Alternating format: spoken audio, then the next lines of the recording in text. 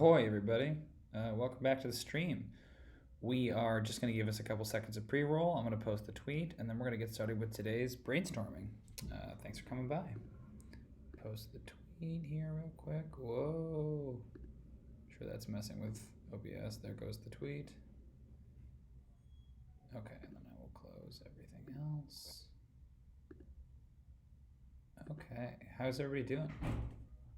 I've had a very busy Sunday. The past couple of days have been a little bit slow for me in terms of productivity, so I've been trying to sort of get back on the horse. And today was pretty successful. My apartment is just a travesty, so it was important that I go and I actually clean some stuff. I hope that the Google Doc doesn't start freaking out again, because that's what it did last time, and I found that to be very distressing. Seems okay for now. Let me know in the chat if it decides to get funky. All right, I'm gonna grab my phone. I'll be back in 1 second, and then yeah, we will dive in. What is this? Okay, that we still need open. We do not need this open. Sorry, I'm just closing stuff on my computer to help it run a little faster. Yeah, how's everybody doing? I'll be right back. I'm gonna grab my phone.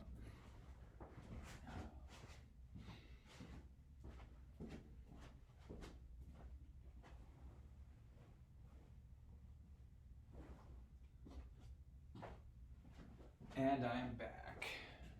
There's a lot of like equations on the wall behind me. People who were in here before, we're doing some serious math. Okay, great.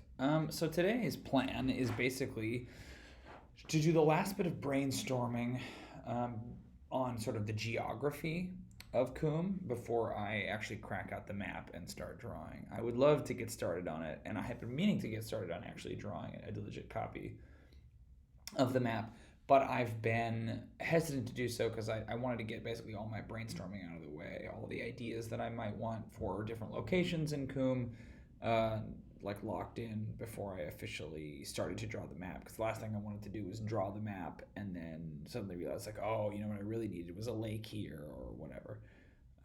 So I thought today we could go through and we could brainstorm some more ideas. There's a lot of ideas I have here already, which is what I'm a little worried about, is that I might have kind of cornered the market in terms of concepts. We could talk about these, and then we could also maybe name some of the ones that don't have names yet, anything like that. So let's see. I've broken them down into different categories, which I'll go over real quick. So we have bodies of water.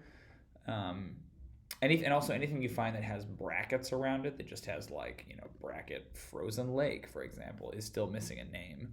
So if you want to throw a name out there or suggest something, that would be awesome. So anything with brackets still needs to be named, but our categories are bodies of water. This should be dungeons, which are just kind of a catch-all term for like big, important, usually underground sites that the players will potentially explore in the campaign, but didn't really fit in any other grouping. Dwarven holds is probably our largest category. A lot of these they're all categorized either by concept or by clan. Some of them are fleshed out a little bit more. Things like Mistmont or Horn Hollow or True Throne are kind of fully fleshed out here, or at least not fully, but have a little bit more flavor to them. I grouped forests and plains together because I just felt like there weren't going to be enough forests or enough plains individually to make categories for each one of them. We have monuments and wonders, which are basically just like big architectural marvels that the dwarves erected for the sake of erecting them. Obviously, the big one here would be mountains and mountain ranges, which actually isn't as big as I had thought, mainly because a lot of the mountains are already occupied by holds, right? So we have mountains and mountain ranges, and then we have towns and cities, which are mostly human communities right now. That could change, but I don't really see there being a lot of above ground dwarven cities. And then we have vales and valleys as our last category. So there's a lot of different categories that it could break down into, and the main task today is going to be to try to name some of these things and just to generally brainstorm ideas. So if you have a good thought for like a fantastic over-the-top location, I think maybe that's an important point to make too, is that we're kind of talking about things that are way over the top. Like any idea is good, but what I'm really looking for are like big sort of like landscape changing marvels. You know, these could be geographical marvels, crazy, formations in rock or whatever, or they could be man-made or dwarf-made. You know, things that are if you think about like the big marvels of the United States, we're talking like Golden Gate Bridge, Statue of Liberty, Grand Canyon, things like that. Things that either geographical features like the Grand Canyon or that have been reared mainly to like point out the great fucking acclaim and power and might of the Dwarven Kingdom. So the more of those we can get, the better, because that will affect my actual map making when I sit down to do that. Here, let me look at the chat. I haven't had a chance to check it out. Yo, Alan, thanks for coming by. Looks like chat's a little slow today, but that's cool. We'll get started, and hopefully some more people will show up. But yeah, we're just trying to brainstorm some cool ideas. Also looking for names of things. Alan, I know you love to name stuff, so feel free to throw any of those out there. Is there a category we want to start with fleshing out? I know for sure with bodies of water, I want to add some rivers, a couple of them, but I don't really have good like concepts for them. We're gonna put river A. I think I do river number 1 and river number 2, and we'll put river number 3 because there's at least 3 rivers in Coombe. On a size scale, I would say that Coombe is maybe, it's big, but I don't think that it's gargantuan. I'm trying to figure out like how, because percentage-wise, Rubicos is this kind of big, ugly blob up in the northeastern part of Undune, and this is the northeasterly most part. It's kind of a peninsula that juts out into the northern seas, and then it's like enclosed by these mountains, like multiple mountain ranges that form this like somewhat unnatural-looking barrier, which makes it difficult for people to get to Coombe by any means other than sea. And that's one of the reasons it's been sealed off for so long, is that like it's not, my fucking hair. What do I even do with this bit? Does it go on that side? No. Does it go on this side? Who knows? My hair. That it's like difficult to get to because it's cut off by all these mountains. In my head, I want to say it's like Texas sized. You know what I mean? Where it's like large. It's like a large area. Texas or Brazil, which I'm sure are like 2 very different size, landmass sizes. But it's not enormous. Hey, what's up, Jose? A river named the Compromise, a place where a territorial dispute was settled between 2 kingdoms or holds. I like that. We'll put that as river 1. Called the Compromise in Dwarven, where a dispute, a dispute between Dwarven holds was settled. Maybe a dispute between humans and dwarves. I kind of like that. Definitely one of the human communities. I think maybe. So if you go down here to towns and cities, we have 3 different human towns. There's like the main one, the center of trade, which is also home of Clan Brightshard, who we talked about in a previous video. I think this town is kind of on a fjord, and they use ice flows to reach human town number 3, which is kind of the maritime depot. And that's the one the frost giants are most likely to attack. I wonder if Human Town 2, which was originally built as like a military settlement, like an advanced fort, and that the dwarves kind of view as an affront, like what are humans doing putting down military bases in our country. I wonder if the river that flows through the through Human Town 2, through the fort, is called the Compromise. We'll say supplied by River 1 on that one. That's cool. Supplied by river number 1 or the Compromise. Cool. I dig that, Alan. Nice. Yeah, compromat. Interesting. Call it the Rock. That way dwarves can be more than offended. Yeah, that's cool. I like maybe putting rock in there somewhere.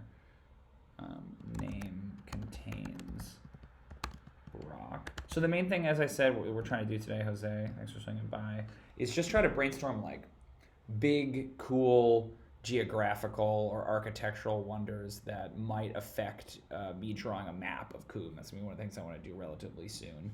Speaking of which, I have a big list of architectural marvels and geographical features down here that I've been working on. It's not finished, but we have, enormous walls, sort of Black Gate type stuff, aqueducts, dams, seawalls, bell towers, arches, coliseums, amphitheaters, like a terracotta army style thing, canals, enormous statues, there's going to be plenty of. Step well, where it's like a well that you walk all the way down. Beacon and watchtowers.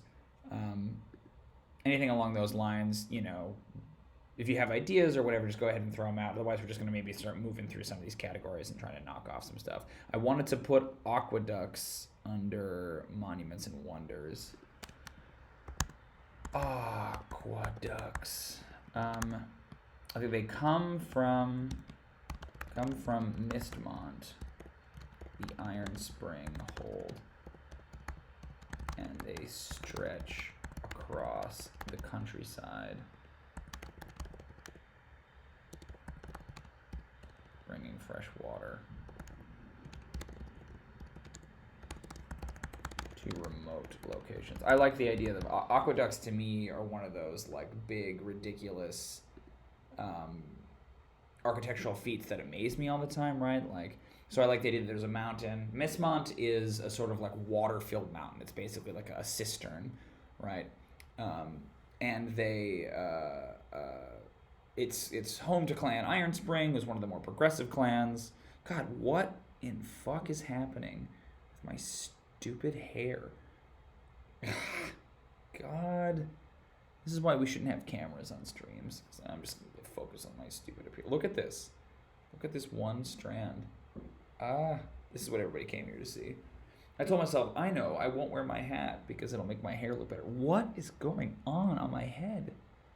Ugh, okay. Anyway, so it's this big mountain and it's full of water and there's waterfalls that stream down the side of it, right? I do got a dangle. I don't know what's going on with it. Okay, you said a lot, Alan. Let me read it. About dwarves and pretty awesome natural wonders in that part of the world and weird towns. The Ural Mountains are beautiful and forbidding looking. The Urals are interesting because I always thought the Ural Mountains were kind of smaller, right? Which is fine. I'm not saying there can't be hills and stuff, but yeah, interesting. So Mistmont is this big, like, water-filled mountain.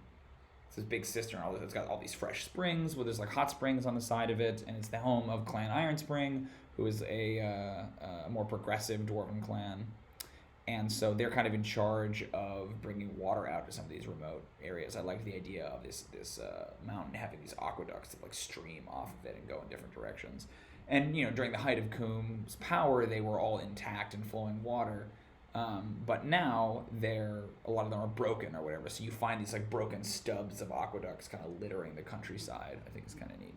It does sort of raise the question if they're mountains, wouldn't a lot of them have access to fresh water because of like mountain springs or whatever? But I don't know, fantasy.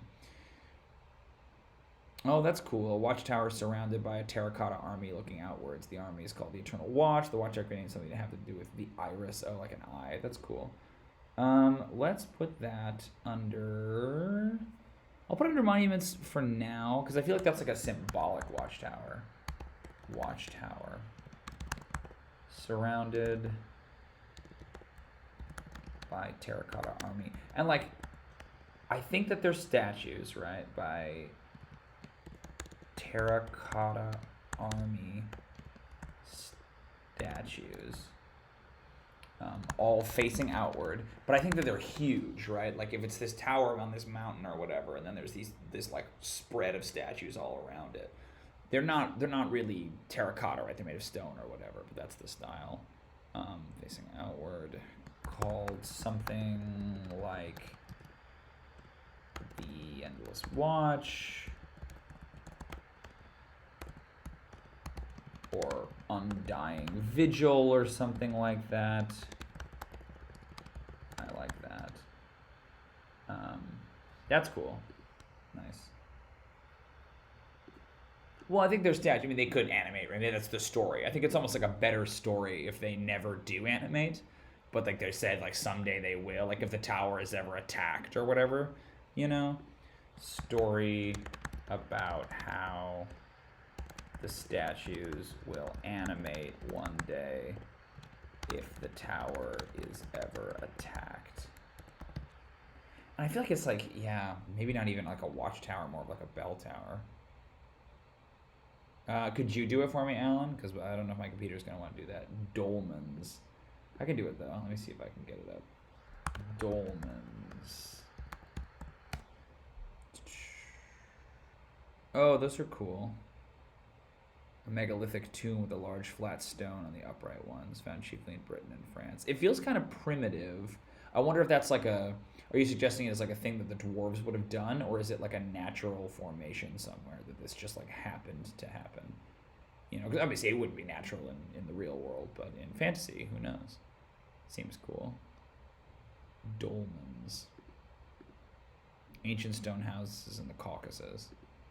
Yeah, megalithic stones. That's neat. I feel like that's a cool, like, geographical wonder almost. Like, yes, I mean, like, maybe they could have put it up or something. Maybe it's like really, really early.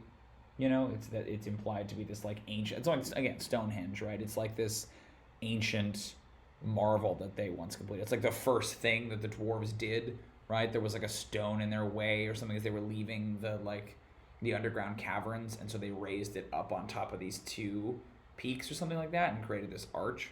I mean, peaks, you know, these hills or whatever, this gorge, and that's kind of their like, look at our great thing. Yeah, that's kind of interesting. It's like the oldest standing. Maybe they are formed with no one able to cross it, and the legend is that they will move and give way to the right person to take the mantle of the World Watcher. That's cool. Yeah, when the right person comes. Oh, so they like form a phalanx? That's kind of neat. Let me put that as a separate idea, because I think like stone phalanx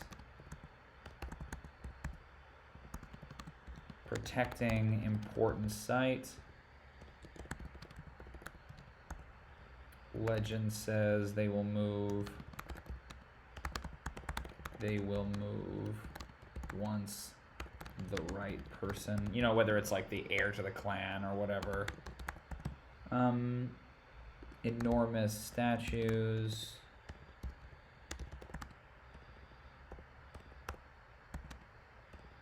Statues of shield-bearing warriors. I think in general the dwarves are pretty into statues of themselves. That's pretty common.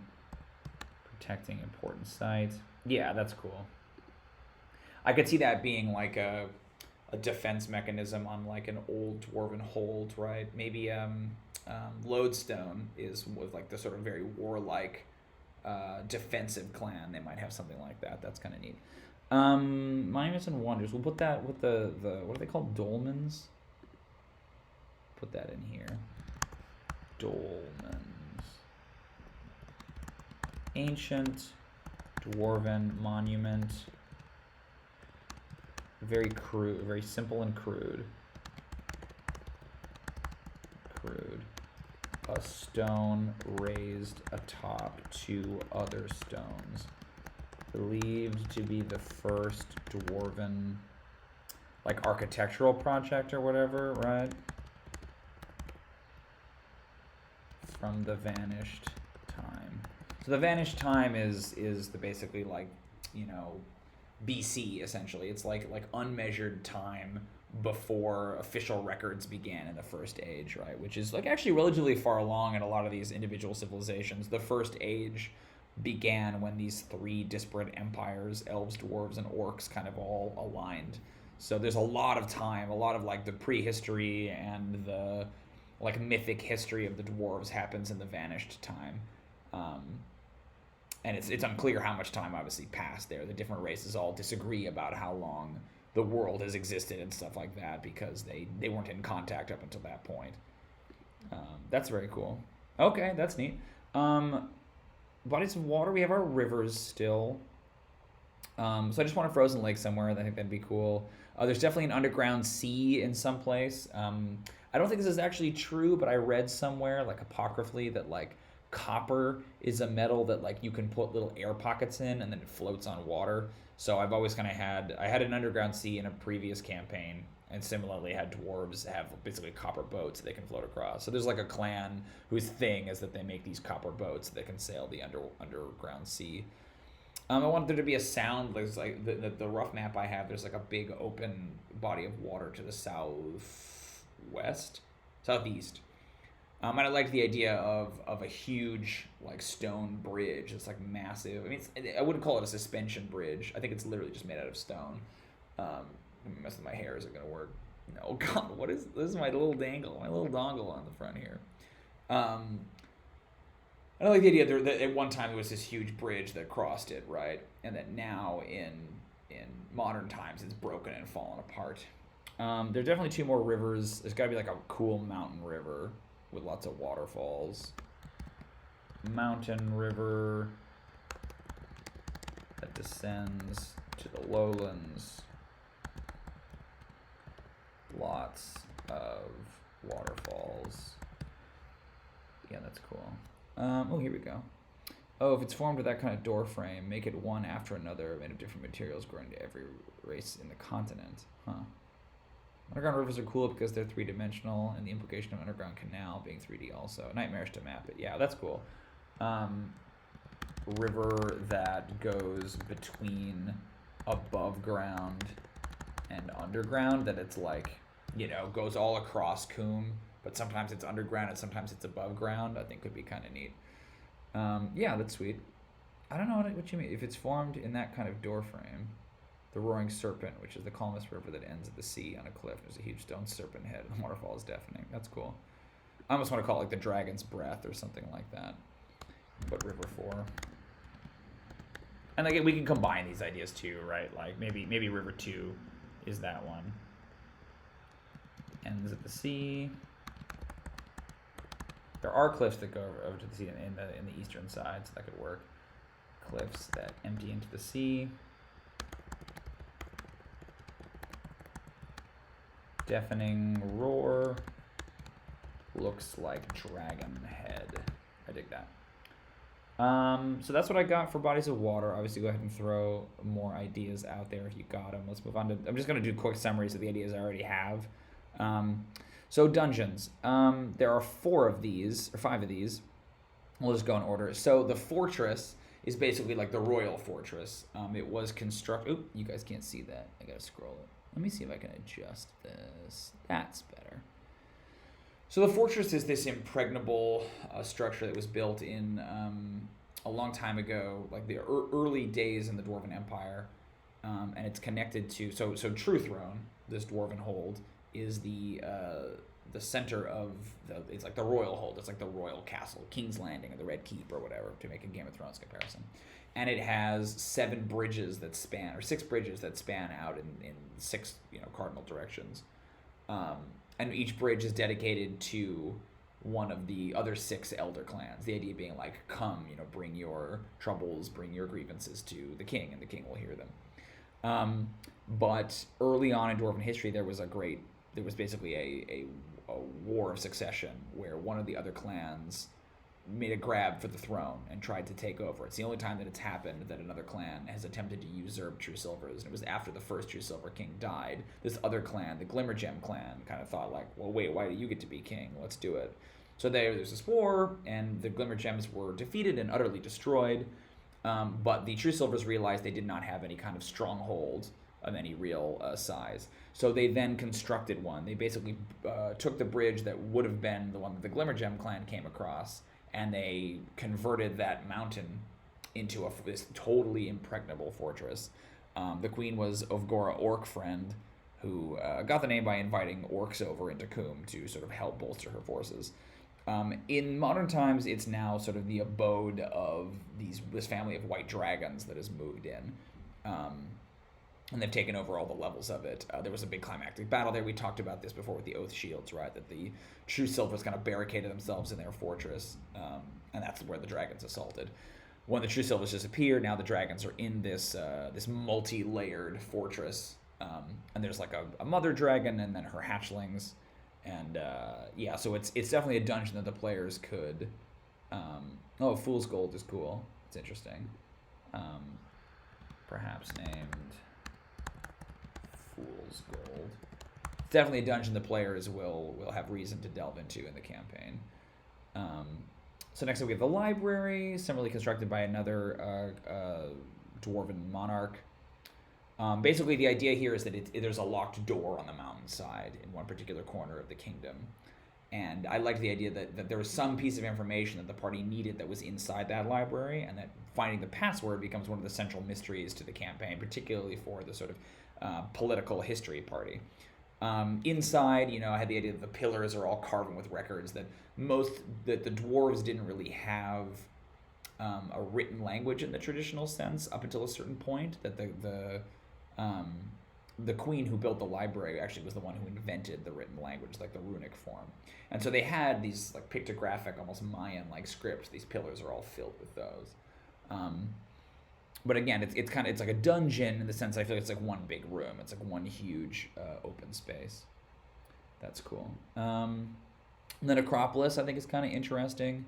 The idea here is that rather than having individual tombs in the individual holds, right, that all the dwarven dead are sent to the same place. They're sent to this one necropolis, and it's like a Paths of the Dead style. Like it's like a simple door on a hillside somewhere. I was thinking in the Range of Kings because it's a sort of centrally located mountain range that we'll talk about. The implication being there's no lock on it. There's no, it's the one place the dwarves don't try to protect because the idea is that who would defile it. It's also where the Barrow of the Seven Judges is located, which we've talked about before as being sort of the legal system of Coombe.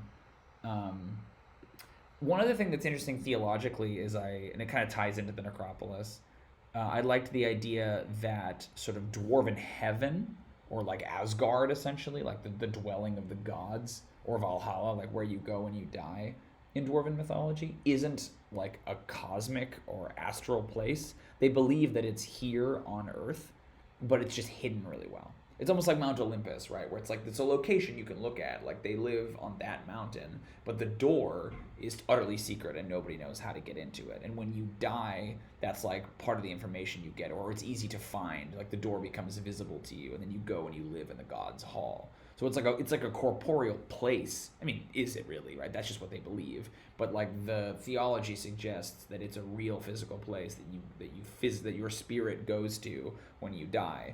And the only reason that you know where it is because as a ghost or whatever, you can see it in a way that mortals can't, right? House of Remembrance.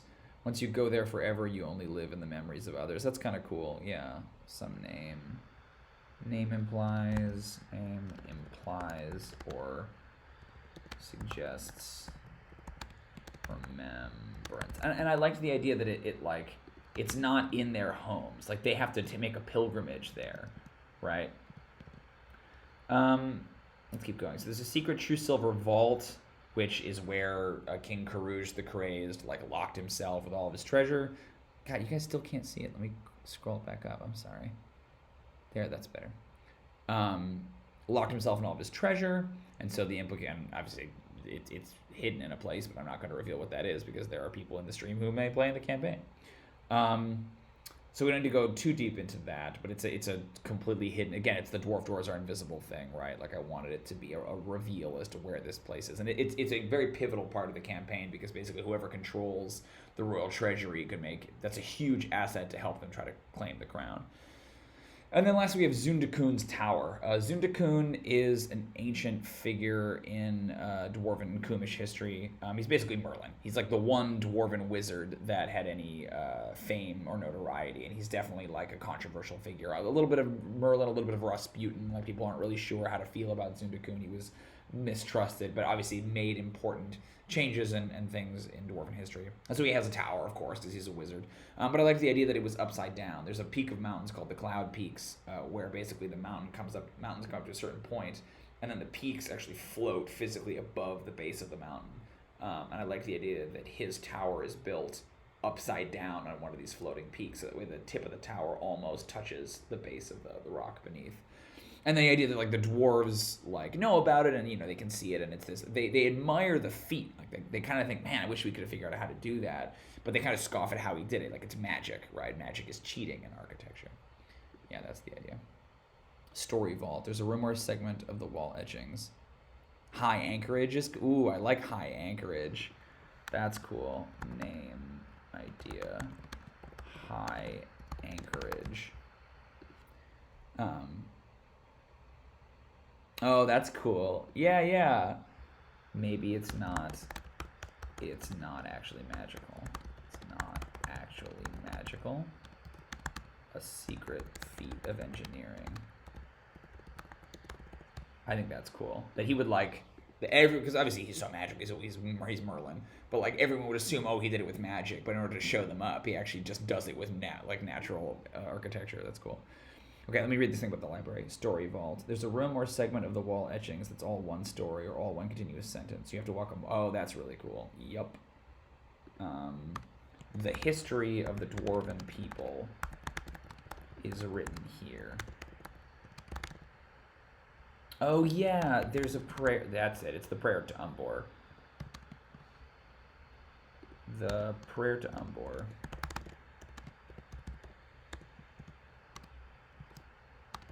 So there's basically one epic poem in dwarven culture, and they only have the one, because why would you need another one? And the conceit is that it's meant to be sung at the forge, and it is like the entire history of the dwarven people.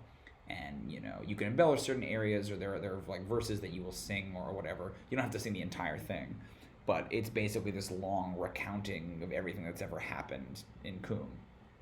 And it's tens of thousands of verses long or whatever, but it's all to the same melody. So I love the idea that maybe that's like the outer wall or something like that. It's like every verse, and then every year they would go in and they would add the next verse, the next verses, or however many got added that year, right? And so that's the only place where the full prayer of Umbor is actually recorded.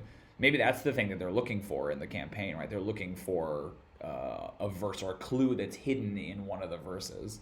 That's very cool. The history of the dwarven people is written here and only here. Carved on the interior walls. It's tens of thousands of verses long.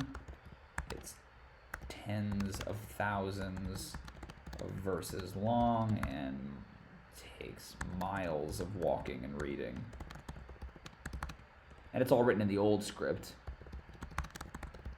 to comprehend everything. Yeah. That's great, dude. Nice work. I love that. Cool, cool, cool. I don't know if it's written in the old language or in the new language. I'll have to think about it. What's it written in? I think it would have to be written in the new language, because the pictographs don't translate to spoken Dwarven, whereas the runes do. So if it's a poem, it's going to have to be done in runic script. Cool. That's great. So those are the dungeons. If you guys have any other ideas for dungeons, I'm still hoping the locked door opens when the prayer is sung using 7 broken pillars. 7 very specific metal hammers. Yeah, I wonder if it's just literally a password, or if it's like a little ritual you have to do or something like that. No punctuation.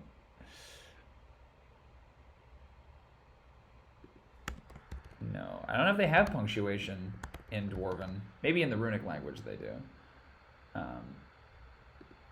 That would be interesting to try to write it. Can you guys read that? Yeah, okay. That would be interesting to try to write it as a poem and have it never be one long continuous sentence that just goes on forever. I don't know if I'd be able to do that, because I wanted to feature it prominently in the campaign and potentially even in the score for the podcast. Is it all one continuous sentence? Great. Okay, so that's the dungeons. Feel free to throw out other dungeon ideas. Let's talk about Dwarven Hold. So we have a lot of these. Some of them are developed pretty extensively. Some of these are just raw ideas. So we'll just go through them really quick. So the arete, and I don't know if I'm pronouncing that correctly, but it's basically, I saw a picture on Pinterest. I have a Pinterest board of like different ideas for the dwarf campaign, and it's like basically like a saddle. It's like a shelf.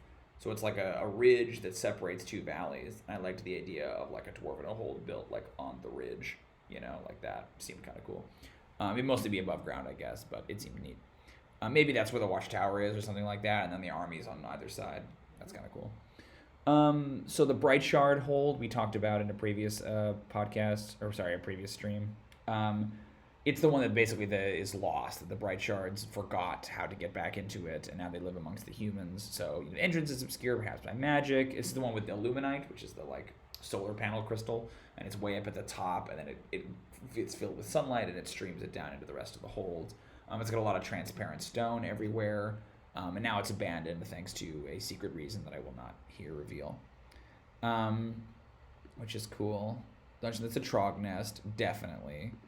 I think that's probably... So the way the Trogs work, historically speaking, and that's a great idea, and I'm going to do it. I got to figure out where. The way the Trogs work, historically speaking, they like the one clan, then Deep Vein delves too greedily, and they swarmed up. But there's a scandal because that clan basically then sealed themselves in to prevent the further spread and contamination, and the troglodytes they basically funneled them towards their rivals, Clan Iron Spring. So I think in order to get to their rivals, though, the Trogs had to stream down and had to flatten a couple of other clans. So I wonder if there's one of those clans on the way in between the two rivals, right? That is now this horrible Trog nest. Yeah, that's cool. I'll put troglodyte nest under here. Oh, not like that. Yeah, there we go. Troglodyte nest. Once a Deep Vein or Iron Spring hold, one of the first casualties of the Troglodyte uprising, now an utterly infected nest, plague city that's roundly avoided. I think it's better if it's a deep veins were the ones that unleashed them, so I think it's cooler and more tragic if it's like a Deep Vein affiliated clan that got flattened, because it's look at your shame, right? You just had to they're willing to destroy their own people to prevent themselves from being conquered. Yeah, I think it's a Deep Vein hold. Yeah, cool. Dig it. Nice. Yeah, any other ideas, keep them coming. So the Cloud Peaks are one of the elder clans. We talked about them a little bit. And basically, they have a flying castle as their hold. Big, elaborate fairy tale fucking castle. And it's situated on this big hunk of rock. And the way that it flies is that it has at its core a nugget of a rare mineral called wing rock, which we've talked about a little bit. And it's basically just levitating stone. A tiny amount of it causes a huge, disproportionate amount of stone to levitate if it's in the center of it or whatever. So that's what causes the Cloud Peaks, to float, the peaks in that range. And so they've taken it and they've mined it and they use it, right, to make things float or whatever. And it's very, very, very rare. And you only need tiny trace amounts of it in order to get this huge amount of lift. So the story in the campaign then is that when the Cloud Peaks were fleeing Coombe, they couldn't get the castle over the mountains, right? They could try to take it over the sea or whatever, but they didn't want to do that for whatever reason. And so they left the castle, but they armed all of its traps. And so now it's basically floating around Coombe as this just trap gauntlet. And they have tried several attempts to try to get into it, but they can't get through all the traps. No one really remembers them. So that's potentially a dungeon that the party could go through as well, right? Is this floating castle. So half the challenge is getting there, and the other half the challenge is getting through, getting into the control room or whatever that would allow you. Maybe there's an amulet or something that steers the castle, and they have to get their hands on it. Called the clock, colloquially. Yeah, that's cool. Something like that. Name idea. The clot, the boil, something like that. I dig it. Cool. So the Deep Vein hold is the deepest part, of course, of Coombe. It's deeper than anybody else. That's their thing. And it's basically this huge cavern, and then it's got this big pillar that holds the whole thing up, right? And it sprouts up like a flower at the top with the braces. And then there's a staircase that winds its way deeper and deeper and deeper down the mountain or down the cavern. And they have Harry Potter style like bridges they can extend or rotate into different warrens that shoot off in all directions. At the very bottom, oh again I did that thing. At the very bottom, there's the Thane's seat, so it's like at the lowest point of the whole place, right? This like huge pillar comes down and then it turns into the chair. And they have like, and this is what I thought was really cool. It's built on the sacrosteel, which is that like precious ore or whatever that protects Yogg, that seals Yogg in.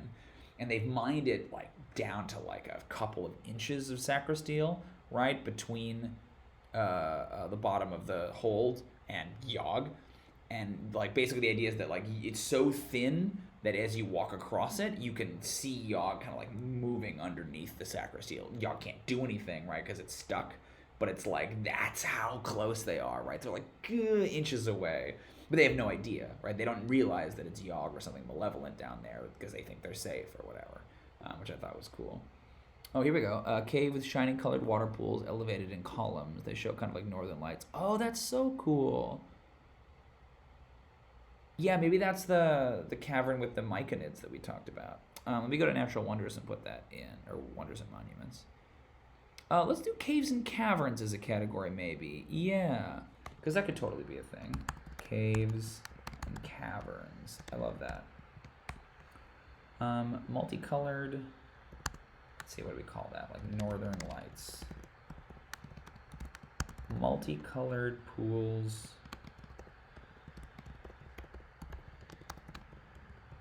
Of water that create a rippling aurora borealis effect on the cave ceiling. Hypnotic,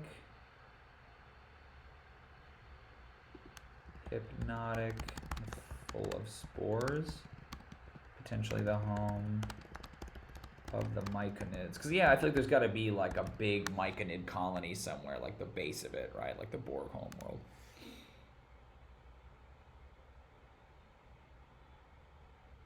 That's interesting. I don't know about contagion, but yeah, I like the idea that it could crash and cause some damage. Could it crash? Could it crash? Could it be programmed to crash somewhere in particular? Yeah, that's cool. I dig that. So what else would I go? So that's Deep Vein. Deep Vein I feel pretty good about. So the Glimmergem hold basically doesn't exist anymore. It was the hold of the clan that challenged the True Silvers. And then sort of Reigns of Castamere style, they were just like annihilated by the True Silvers, like utterly flattened. And so their hold was like a mountain that they had hollowed out a middle bit, and then there was the rest of it. It's like supported by pillars. Their mineral is called lusterine, and it's a mineral that kind of like the suggestion that Jose just had. It's basically like a mineral that in its raw form, when it's processed, it's just like this beautiful scintillant prismatic mineral that when light hits it, it does all kinds of crazy stuff. But when oh yeah, it's very similar to the water that you suggested. That's interesting. Maybe I'll make some kind of connection there. But when in its raw form, if it hasn't been refined, then just staring at it directly has this like hypnotic effect that makes you stare at it endlessly until you're basically slapped awake. So the dwarves who mine it have to wear special goggles. So it's supported by these lusterine pillars, basically, so that way when the sun hits it, it's this beautiful cascading prismatic thing. Great. But otherwise, it's like all emptied and there's nothing in it, and the dwarves have been forbidden from ever resettling it because it's this, meant to be an example of what happens when you stand against the True Silver Clan. I had an idea for a gorge, right? That there's like a narrow canyon of some kind, and they've built a hole that goes in and amongst it and in between. I don't really have anything more than that, but just like a thing. Horn Hollow is the sort of like home base for the campaign. It's the home base of Clan Hornwinder. The idea is that like a third of the mountain is hollowed out, and there's a horn at the top that Helm's Deep style is connected to these big like fluting horns that go out the side of the mountain. So when you blow it, like the whole mountain rings like a bell, and it can be heard clear across the kingdom. And it's I've designed a lot of that. That's pretty much done. That's the home base for the campaign. Let's see. Let's see. Is the lid of the mountain at a weird angle now? I don't think so. I had envisioned it being flat. That they had like it's look at our architectural engineering. We're able to put these pillars in.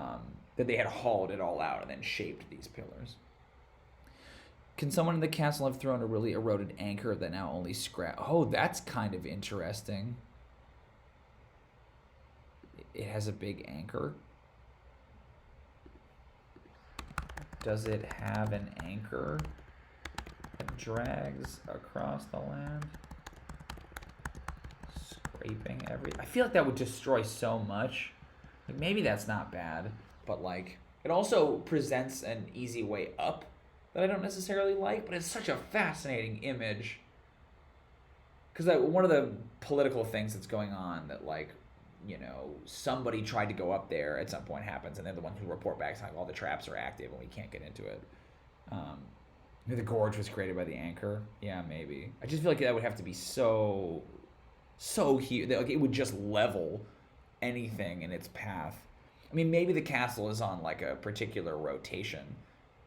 That's kind of fascinating.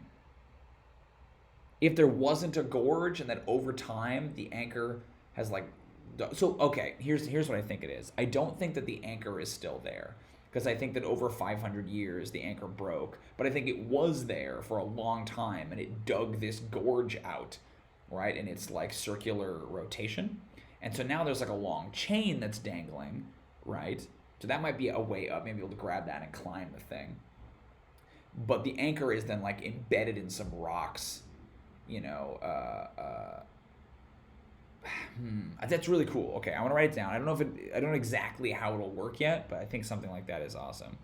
I'll go to we'll go to mountains and mountain ranges, and I'll put it in gorge. Gorge. Carved by the anchor that dragged across the countryside during the exile. Now the anchor is embedded in some rock, and a chain dangles from the castle. That's very cool, guys. Nice work.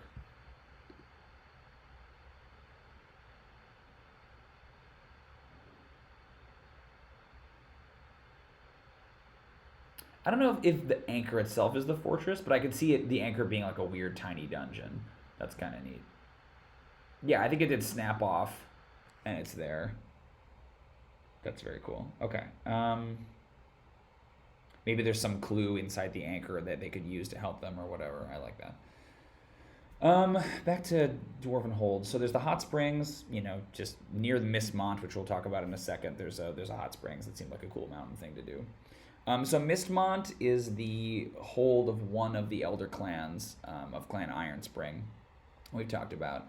And it's a mountain that's ringed by waterfalls. We talked about. You know, it's like the carven dwarven faces and the waters are coming out of their mouths. So it looks like they're puking or whatever.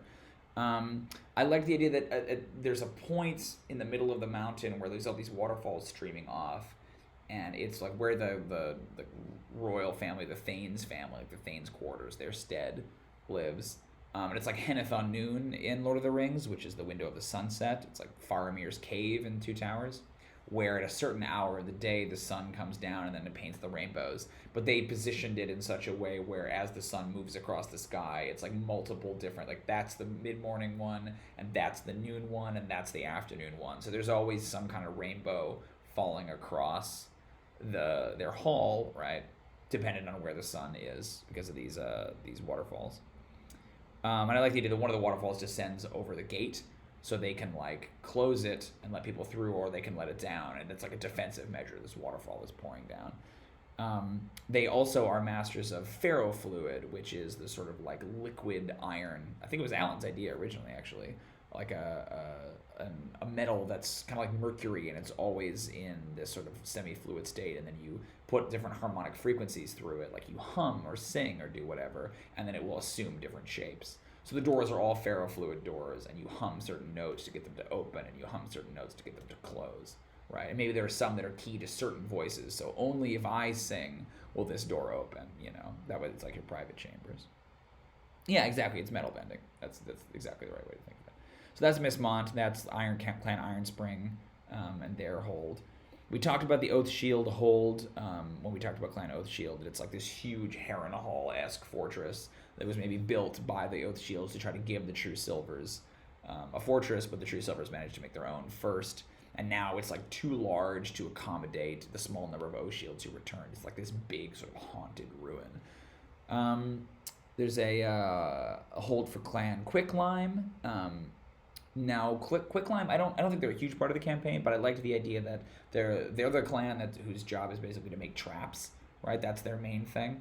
And so they were hired by Clan Cloudpeak, who has the flying castle, right, to design all of the traps that are plaguing the castle or whatever. So one method in order to try to disarm all those traps would be to go into Clan Quicklime's hold and raid it. Basically, the Quicklime never came back during the campaign, or during the time of the campaign, though the place is abandoned. But of course, they've set all their traps up. So it's like a little side dungeon. It would be a small thing. It's like a side quest in order to get what you need to go and do the flying castle. I don't know anything else beyond that. That just rigged with dwarven traps, but I thought that was cool. There's a small reference in the mini campaign I'm running for our patrons near Horn Hollow. I was just trying to find different descriptions of stuff, and I described a woman's face, like a mountainside basically reshaped, like Rushmore style, to be this just almost perfect, wrinkles and all depiction of a woman's face, amazing. I think Quicklime is also a a siege weapon, right? It's like a thing you would pour down on people. I'm pretty sure, anyway. I could be using the wrong thing, but I think Quicklime in medieval times that's why I named it that, right? It's a chemical. It's in limestone. It's calcium oxide, I think. It's caustic, so I think the idea is that it was used as a weapon. Yeah, the Romans used it. It's a component of Greek fire. Yeah, it was basically a siege weapon in medieval times. Pour stone? I've never heard of pour stone. But yeah, it's this perfect replication of this woman's face. So I had the idea that it's we're down here in Sculpture Clan. That the clan are master sculptors. The thing is, they're able to almost perfectly match people's faces, and it's it's disturbingly lifelike. But the guy who made one of their founders or one of their patriarchs or matriarchs or whatever was obsessed with their mother, and so their mother's image is all over the place, right? It's a weird Oedipal thing. And it's her face on the side of the mountain. You go into the hold, and it's constant depictions of this one dwarven woman that he was enamored with. Yeah. So there's that one, and then lastly we have True Throne, which is the capital. It's the largest dwarven city in Coombe, and it's this big mountain. It's got 7 levels, Minas Tirith style. We talked about this. It's got the 6 bridges that span from the peak. One of them now connects to the fortress.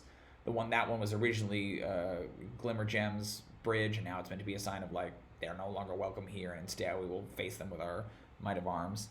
It's called True Throne because at the peak of the mountain there's a little chair, like a throne, and that's meant to be the king's true throne. But obviously the king doesn't really sit there because it's on top of this peak.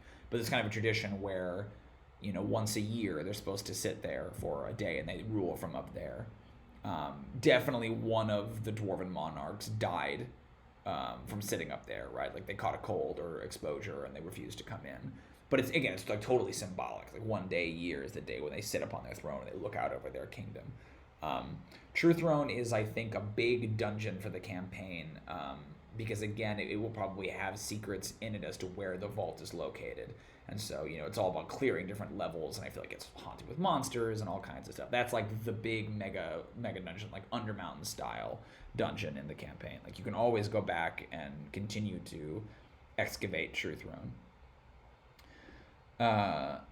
Only through a map and following the correct lines of wrinkles would a small hidden door open. In it, there's a small token, maybe a quote or rhyme celebrating the All Mother. Momtown, yeah. That's interesting. Yeah, so those are those. Oh, that's a cool idea.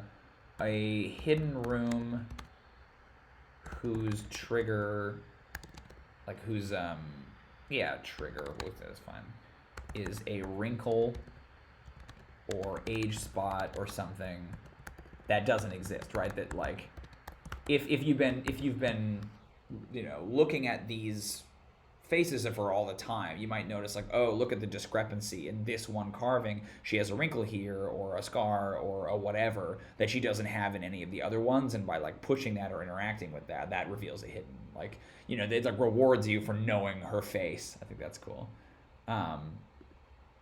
Great. So those are the holds. Obviously, if you guys have different ideas for holds or more ideas for holds, suggest them. There are a bunch more holds than this, but these are just the ones that I had ideas about or I wrote down. There's a couple more elder clans that I don't have hold descriptions for, like the Bright Shards original or the new one, or Clan Lodestone, or a bunch of stuff like that. So there's tons more holds to do, but these are just the ones that I currently basically have, and there's a lot of stuff there.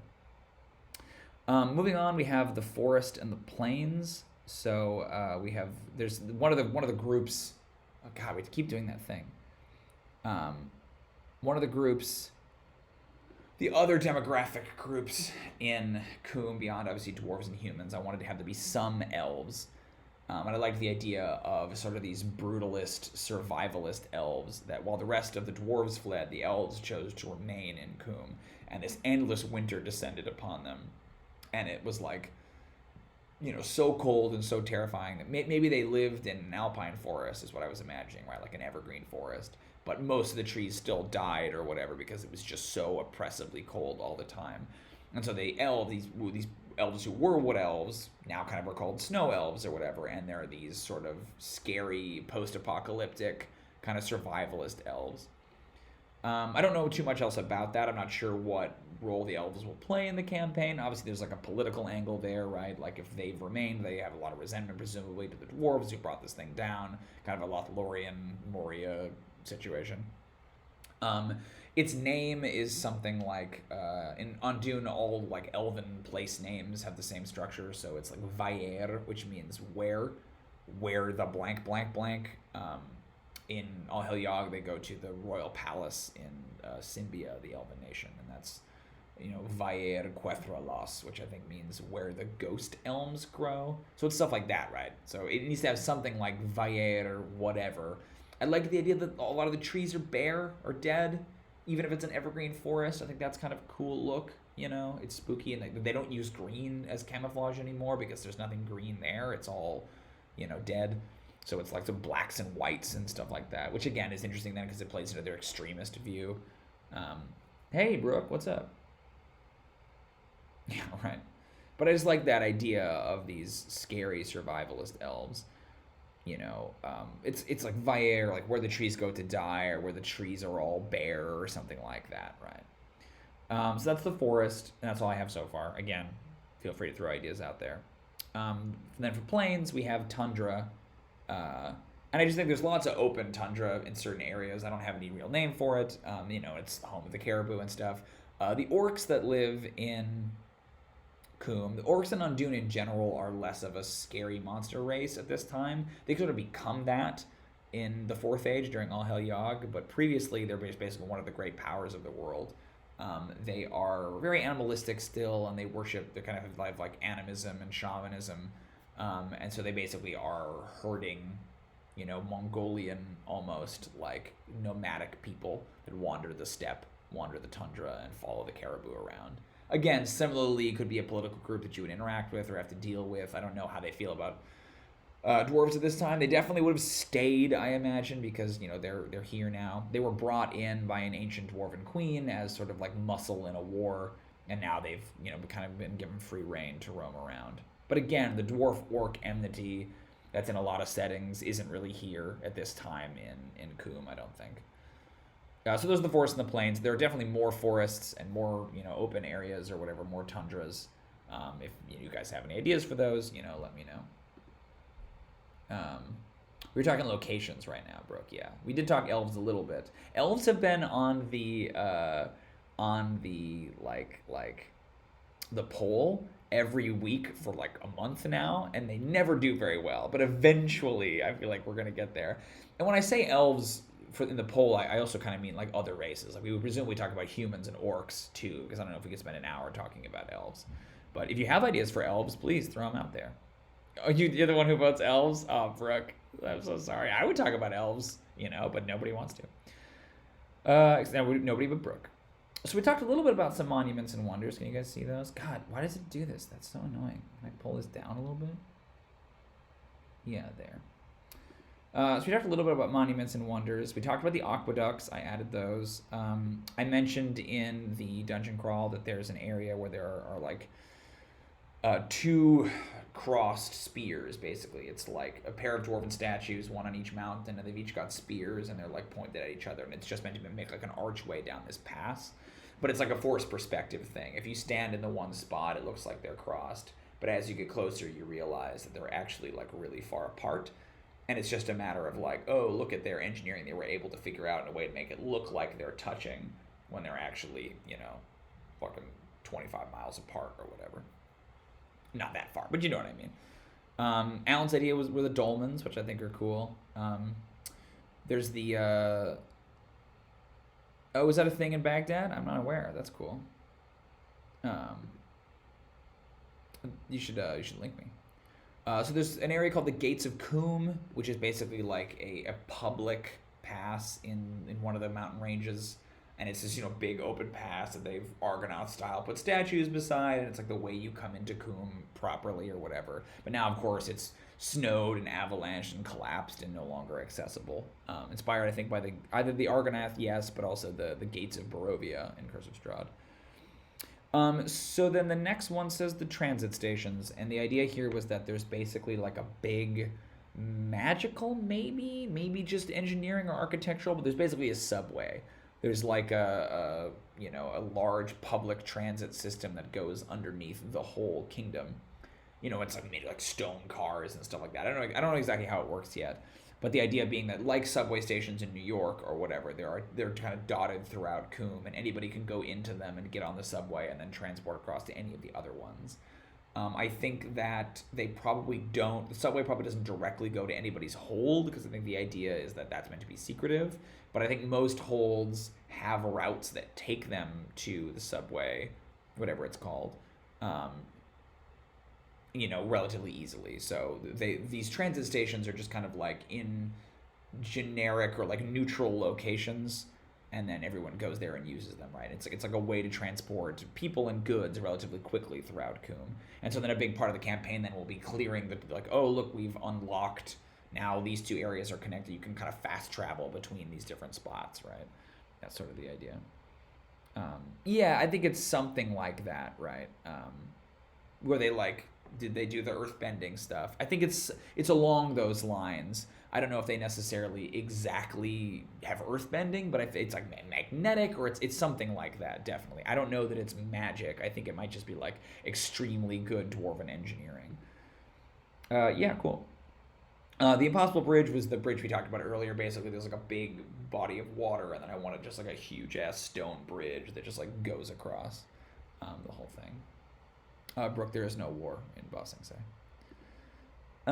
We talked about the Watchtower. That was Jose's idea, which I think is really cool. Also, the Stone Phalanx was Jose's idea. So those are both awesome. Yeah, so those are the wonders and stuff. I'm just going through these just to give you guys ideas, or just to let you know what I have already. We're almost through them, and then we can just kind of open it up and talk about random stuff. Again, if you have any ideas, please throw those out there. Great. And then mountains and mountain ranges. We've talked about a lot of these. It does it again. Stop that. So there's the cloud peaks we talked about, right? The mountains that kind of end abruptly, and then the peaks sort of float a certain distance above, 100 feet or so above the base of the mountain. Each one contains trace amounts of wing rock, and there's kind of an unspoken agreement among the dwarves not to mine all of them because it kind of ruins the aesthetic. And if you take too much wing rock out of it, then the peak falls. That's definitely happened at least once. That's a good idea. Put collapsed cloud peak.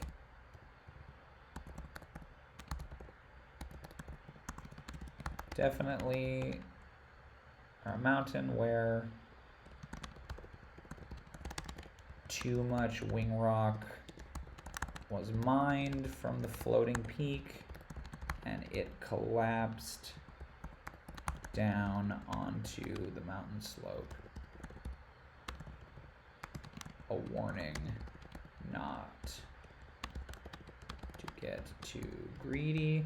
Oh, it definitely collapsed onto a hold. Onto a mountain, onto a dwarven hold built under the floating peak. Yeah, for sure. Under the floating peak. Yep, definitely. As you know, just an old fable, like a Boy Who Cried Wolf thing. Oh, cool. Tombs of the Unknown Soldier and Egypt and Baghdad both have a cool geometric dwarfy flavor to them. I'll check those out.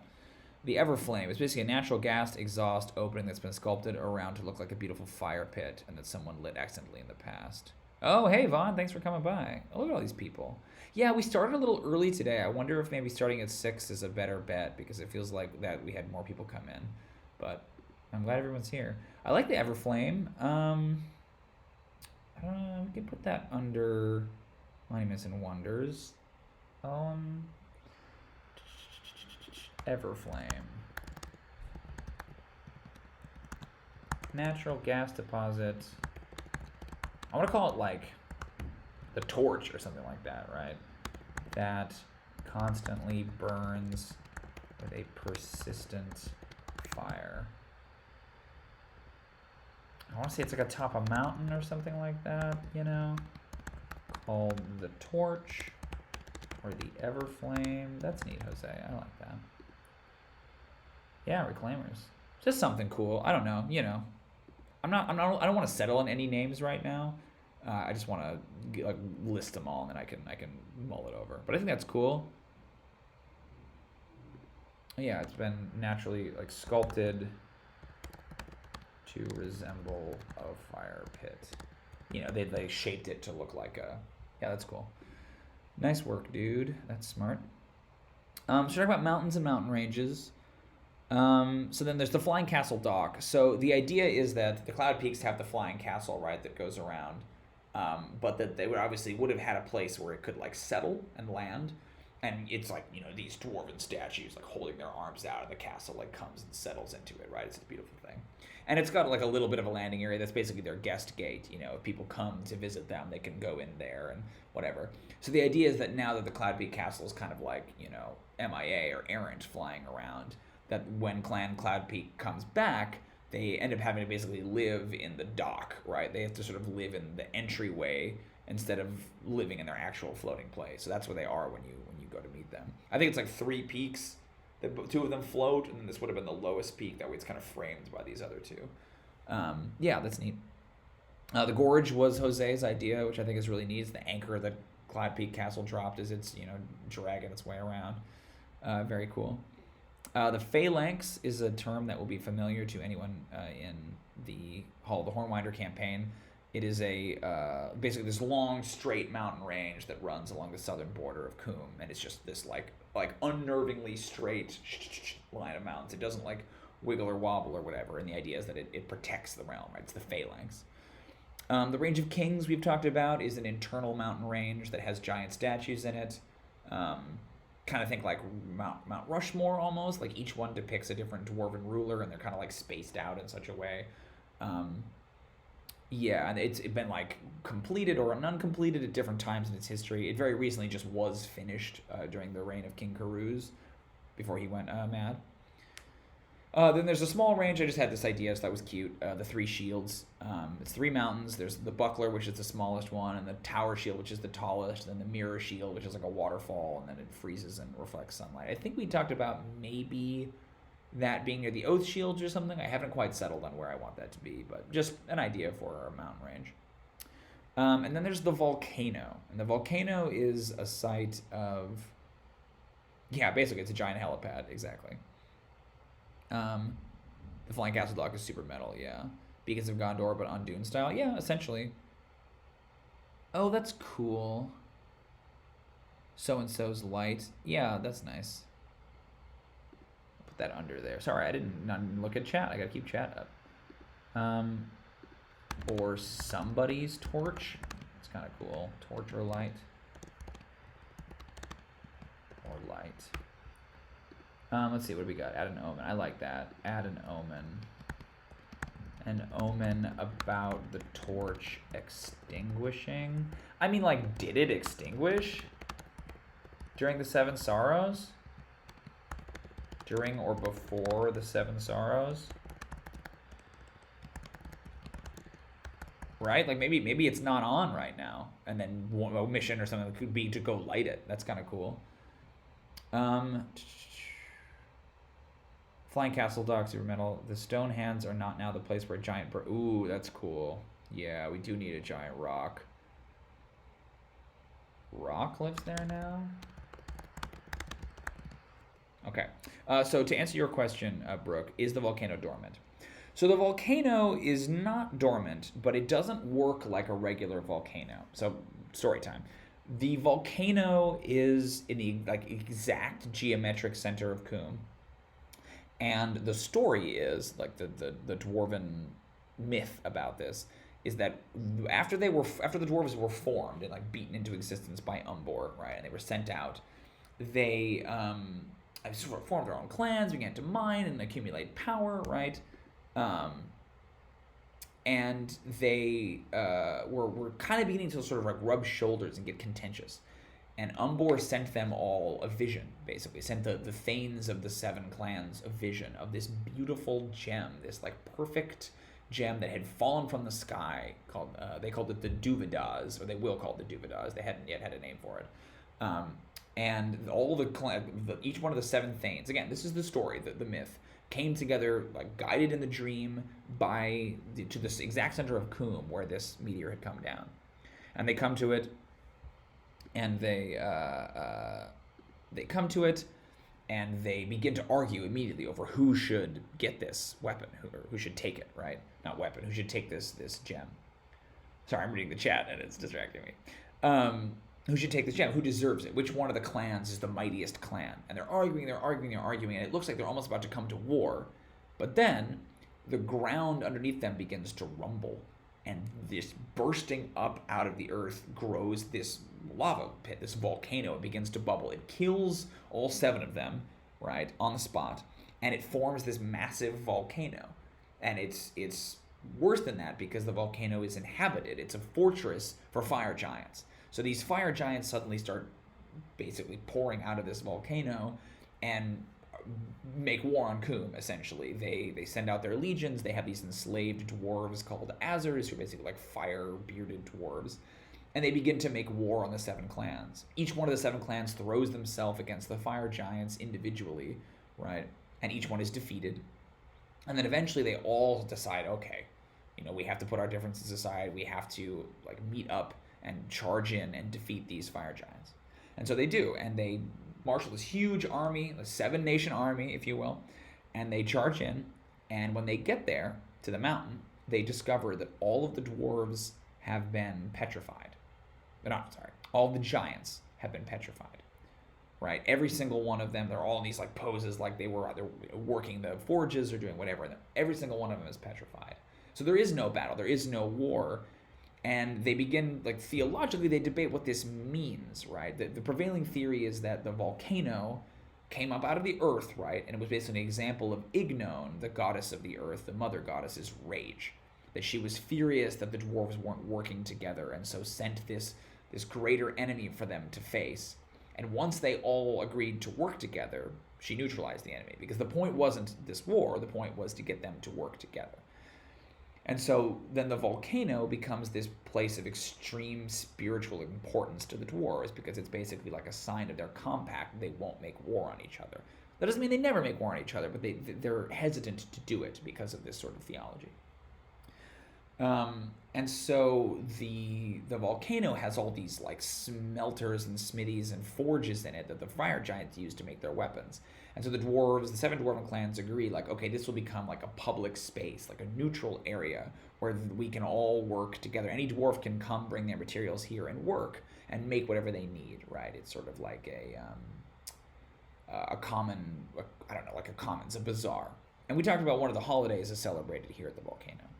So the idea is that it was this place that symbolizes Ignon's like thoughts or opinions about the dwarven people.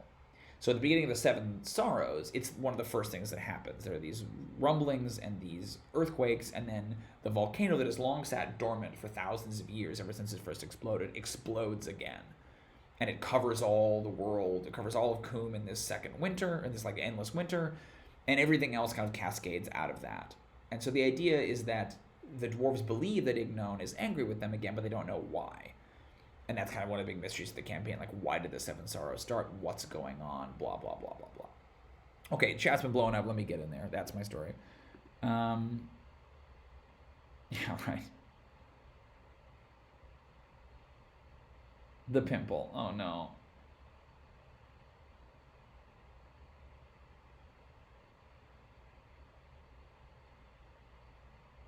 Yeah, that's interesting. Like, are they worried that they're gonna come back to life? But that was the idea, right? That like you go to this place that's meant to be like, oh, this is where all the dwarves work together, and you see these huge statues of fire giants, and it's this constant reminder of like, if you don't work together, all I have to do is go like this, and they come back to life. Um, so the volcano then has, again, tremendous importance. I don't know what to call it. The dwarves name all their mountains, like they like sort of personify them. So like the mountain that Horn Hollow is set in is called Tazaradon, I think, which means the lookout or the sentry, because it's the southernmost point in Coom, and the idea is that it like watches out over the rest of the world. So I want to say that the volcano is called like the fire breather or something like that, like the one who breathes fire, because it's the only one that does that, but I'm not really sure. Um, Called the fire breather. Anyway, that's my big mythological story about the.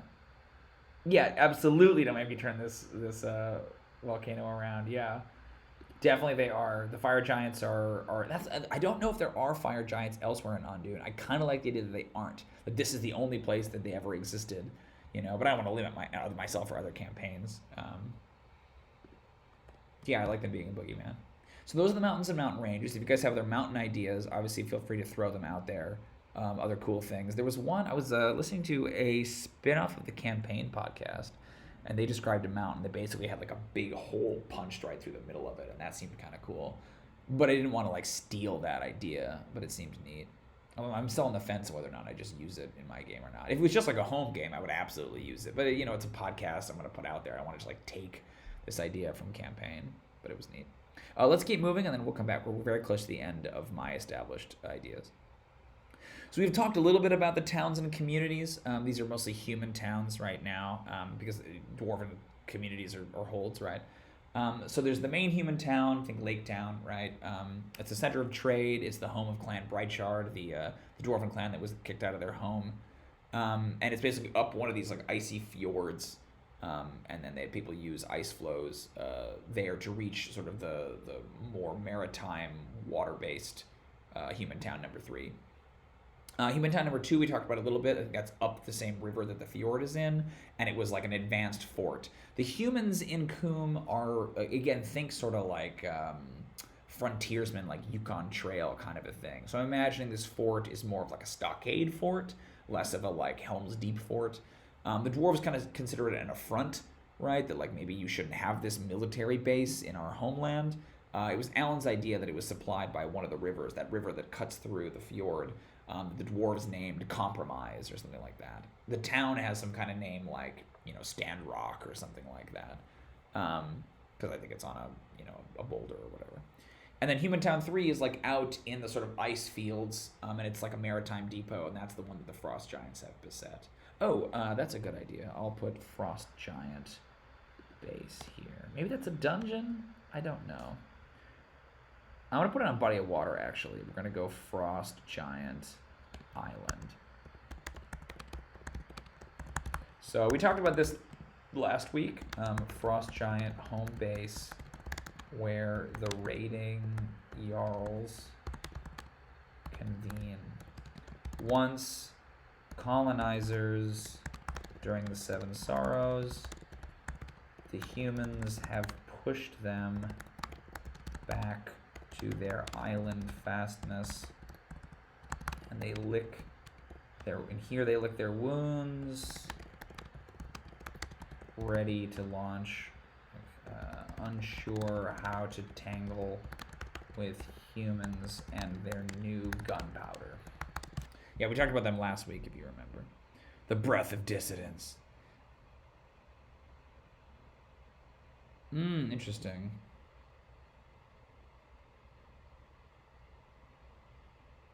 Oh, I see. There's a giant hole in the mountain. Yes, it does reinforce the idea that dwarves and giants are related. A mountain that was assembled brick by brick all by itself in the prairie. Dwarves far from home built their own mountain. That's kind of interesting. A false mountain? Yeah, I'll write that down.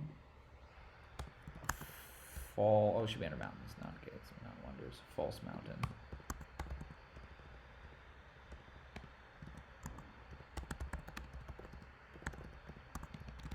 Constructed block by block in the wide open tundra, made by homeless clan. Something like that is kind of cool. Yeah, I'll put the mountain with the hole in it. I forget there's a mountain in Breath of Wild called that, or with a hole in it. Where was it? I explored most of that map, and I don't remember. I'm not saying that you're wrong. I mean, you're almost certainly right. I just don't remember. Mountain with hole. Mountain with hole. I'm gonna call it Donut Mountain. Not really, but that'll be my half name for it. Donut Mountain. Mountain with enormous hole punched through it.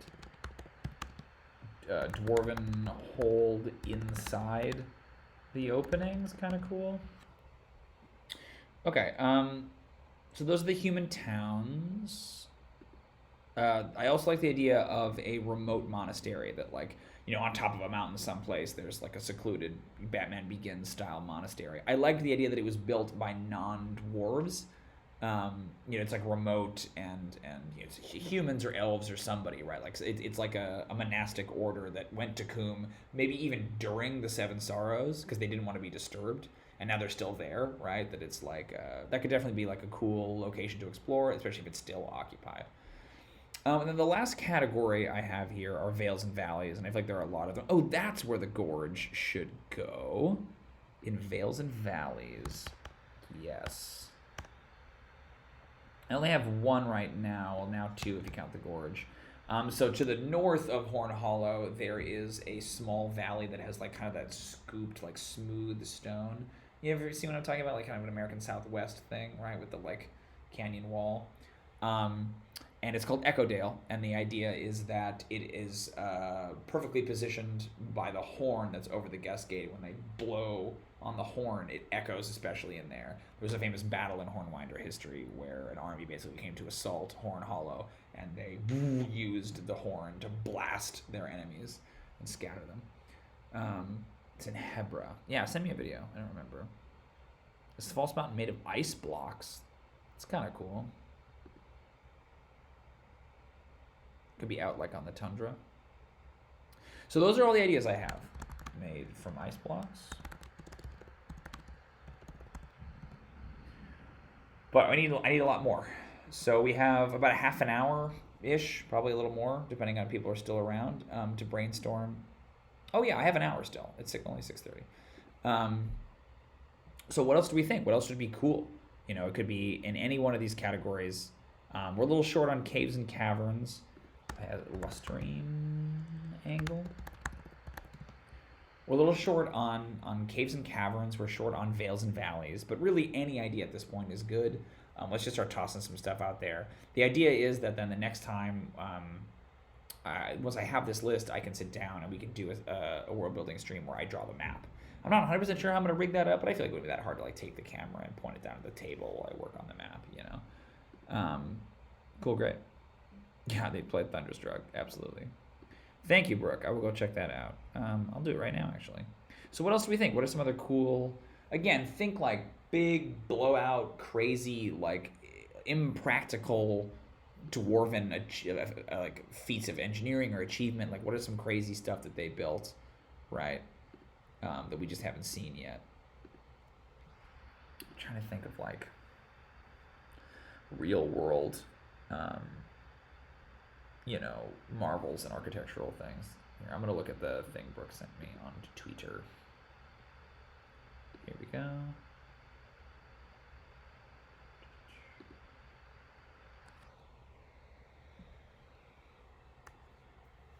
Get a little drink of water while I watch.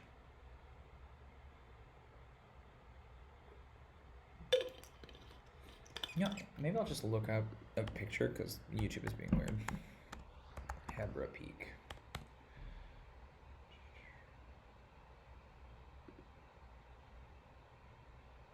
Yeah, I don't. Oh, yeah, sure, I see. See, I had envisioned it, like, that's cool. I had envisioned it as being, like, literally straight through the middle of the mountain. But that's very cool, too. It's got, like a hook almost on it. Okay. What do we got? Extra infinite staircases. Ooh, that's cool. What do we got? What do we got? Oh, what did you say, Alan? I like this as a bridge, and then you didn't send. Caves, a tropical cavern. It's not dwarven, it's human inhabited. Maybe the monks. That's kind of cool. Oh, I like that it goes nowhere. That's cool. Crystal caves, like the one in Mexico. Okay. Crystal cave. Neat. Crystal cave, classic. Like the one in Mexico. I'll have to look that one up. If you got a link, let me know. I definitely like the endless staircase. We'll put that in Monuments and Wonders, but I could also see that being in somebody's hold. Endless staircase. I kind of like that it just like goes up a mountain. Yeah, I didn't see a link. Sorry, dude. Maybe they don't show? I don't know. I don't see anything. Just as I like this as a bridge, and then it's empty. Climbs up a mountain, goes nowhere. Like, there's something kind of cool about that, just like the image of it. But I wonder, like, they're so practical. Why would they? I like a bridge made of a single piece of rock or stone is cool. You mentioned like a big bridge or like a little bridge, you know? Alan asked if they have any settlements or cities on the coast. The interface between land and sea and a city can be amazing. The dwarves don't. I mean, they could. We could certainly put a dwarven one on the coast. They don't currently. The humans have a couple settlements on the coast. Coastal. I don't know who. There are some like cool cliffs. Cool dwarven city, dwarven hold on cliffs or islands to the east. Yeah, there's like high cliffs over there. Yeah, I'll check it out. Bigger the bridge, the better. So there is an impossible bridge. There's a huge bridge that spans like 25 miles, some crazy length across the Sound. But I don't think this one would be made of one stone. I think but a big bridge would be cool. Okay, I'll have to check it out. Yeah, I had one in a previous campaign, like a cavern with crystals called Jebabror. So I'm going to write that down just to remind myself. But that Jebabror-esque. But that doesn't mean anything to anyone else. Yeah, like bridge made from one. I think that's cool. I'm trying to like put it somewhere. One piece bridge. I've never seen one piece bridge made from a single piece of stone. How big is it? There's a lot of bridges that like, yeah, I'm not seeing these links, bro. I don't know what's going on with chat, but it does not want to share links. Oh, a stone titan is cool. Yeah, yeah, yeah, yeah. What about a warrior's punishment place? It's made of multiple hanging bridges made with multiple chains. Are trained to temper themselves. So the bridge hangs on chains, Jose? Or like they swing across them? I'm imagining, yeah, I think when you say jungle gym, it makes me think it's like they grab across. I love the idea of a giant stone titan. Maybe it's like collapsed or in pieces or something like that, Vaughn. You know, it's like spread across a mountain range or something. It was like meant to fight the giants. The bridges are chains. Oh, interesting. Yeah, I saw a cool picture of it's very like over the top, Dark Soulsy, but it was like a fortress with chains coming out from it. The chains were so big that like you could walk across them. Yeah, unfinished is neat. Um, giant stone titan. Cause like yeah, my instinct is that it's like collapsed or whatever, right? Somewhere.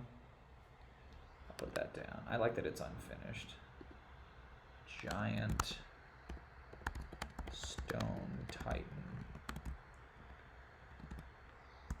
War machine created by dwarves, possibly to fight giants, fight fire giants, never completed, now lying in ruins.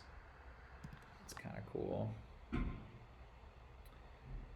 Warrior's punishment place, made of multiple hanging bridges made of metal chains, where warriors are trained to temper themselves.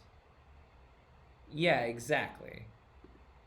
Oh, that's kind of interesting, Vaughn.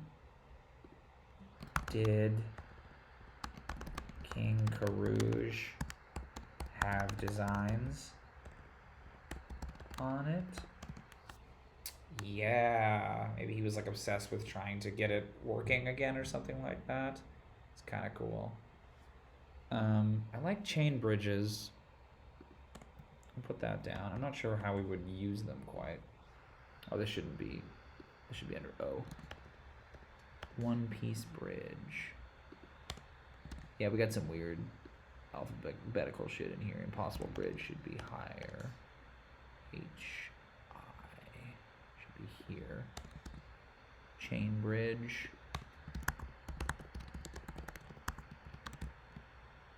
Bridge made from chains.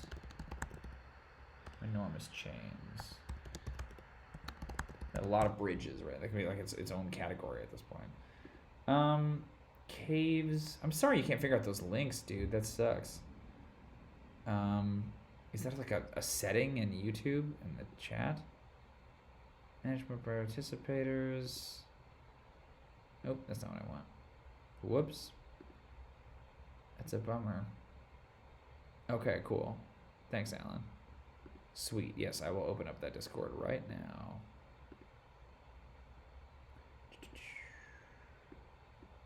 Thank you, Alan.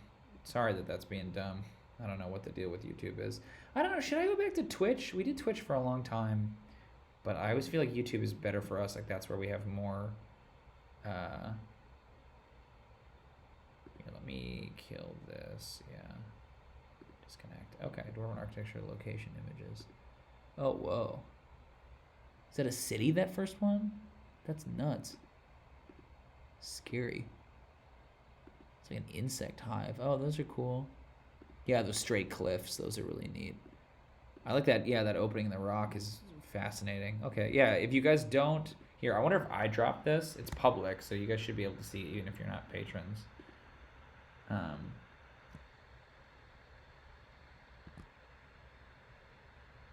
Yeah, if you haven't checked it out, here's the Discord. Yeah, did you guys see that link? Yeah, it's neat. What do you mean, Brooke? A version of the Lost Forest from Zelda?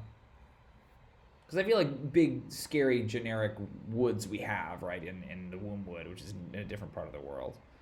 But yeah, we are short on forests, and there definitely needs to be more. Yeah, great, cool. So check those out. Alan put some awesome pictures in there. I like those cliffs. I'm trying to think like if they have a cliffside hold, like what would that be like? I want to do like a the sheer cliffs, and then like like a city or a fortress on an island, that's also like really sheer. And there's the bridge or whatever, but like I like them also being built into the cliff. It seems cool and dwarven. Um, that opening is neat. Oh, I think the thing with a lot of those, like that's such a cool, real geographical thing. But it's like that's an idea that's hard to express to a tabletop group, especially to like people listening to a podcast. Like I come across these like cool geographical features and I get really excited, like, oh, I want to put this in my game, and then I realize like how weird and specific it is, like how visual that is. It's like hard to describe it to people without like actual visual aids that might work at the table, but like aren't great for a podcast. So I was getting kind of depressed about that because I'll have like cool geographical ideas, and then I'm like, well, shit, hold on, can I explain them? Forests and plains. Again, the idea is just like to get all the rest of the ideas out. Any neat thoughts or images or whatever, get them now, and then I can put them all on the map somewhere. I think they're gonna have to do like an above ground map and a below ground map too, because there's a lot of stuff like the subway or the underground sea that are entirely below ground. Another stone army filled cavern, but it's also very thick mist. Bump into statues. That's kind of cool. I like misty underground areas. I feel like we have the terracotta army, so I'd be hesitant to do that again. But I like mist cavern, or like a dungeon or something like that like is full of steam, mist or steam cavern, full of hot steam or mist. A labyrinth of tunnels are hard to navigate. Very bright, like mist cavern. You only see white. Yeah, that's cool.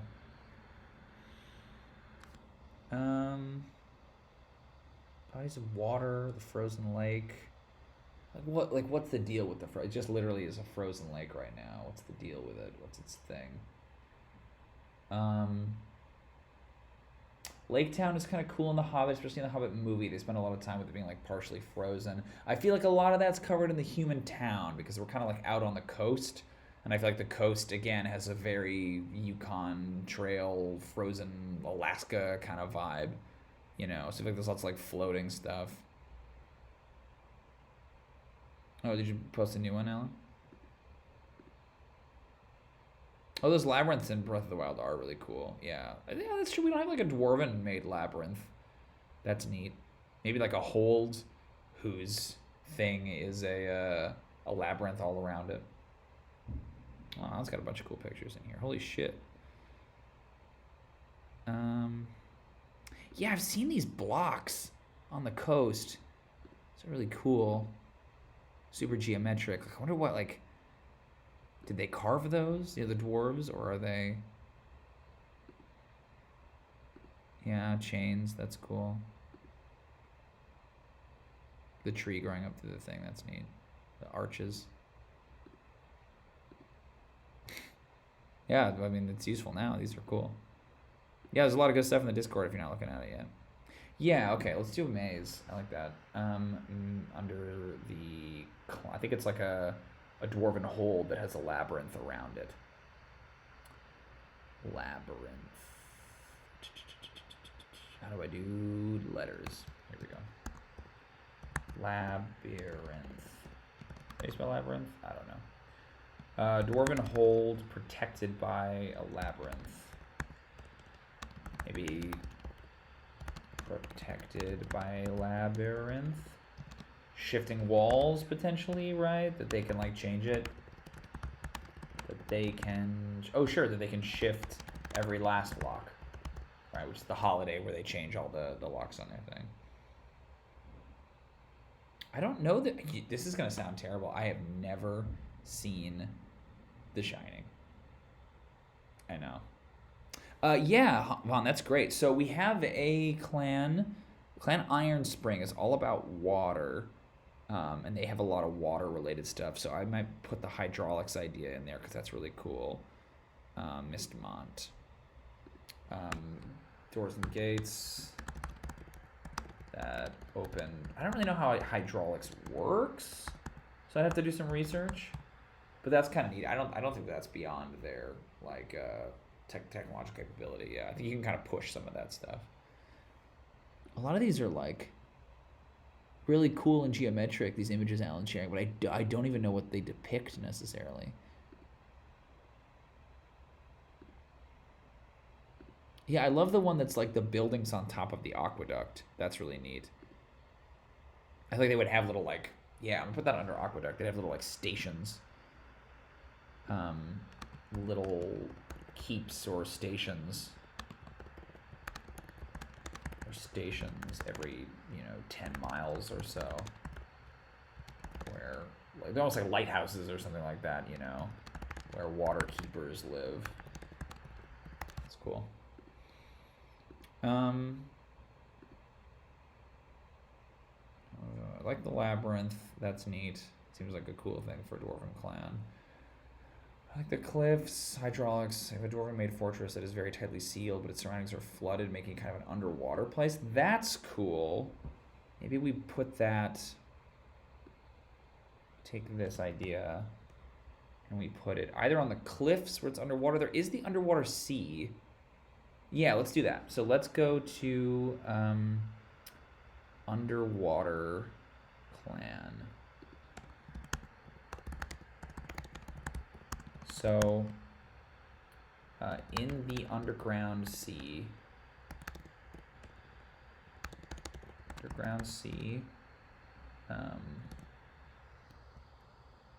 doors and gates. Alex, everything is sealed in.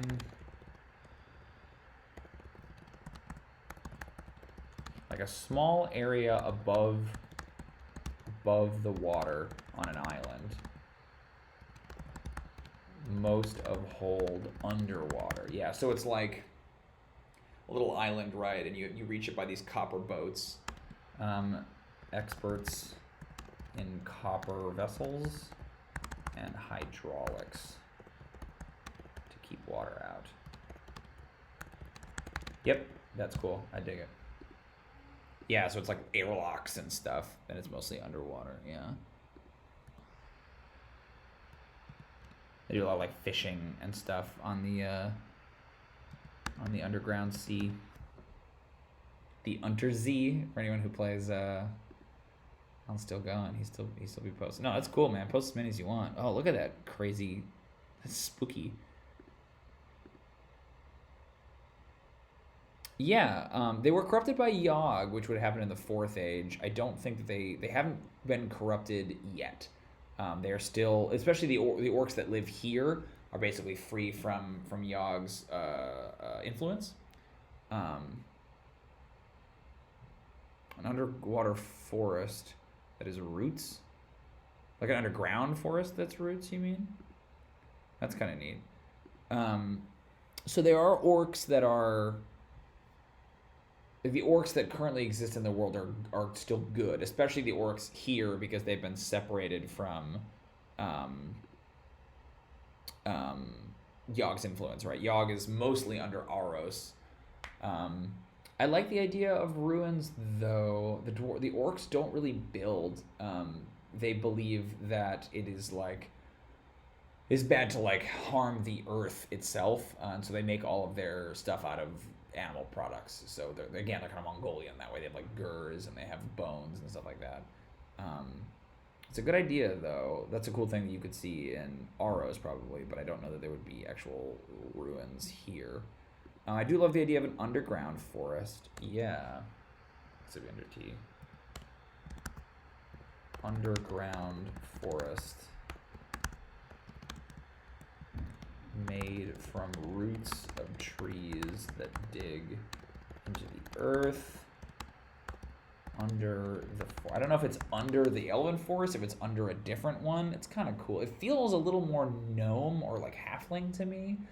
But maybe the point is that they're like they're special roots or something like that, right? Like,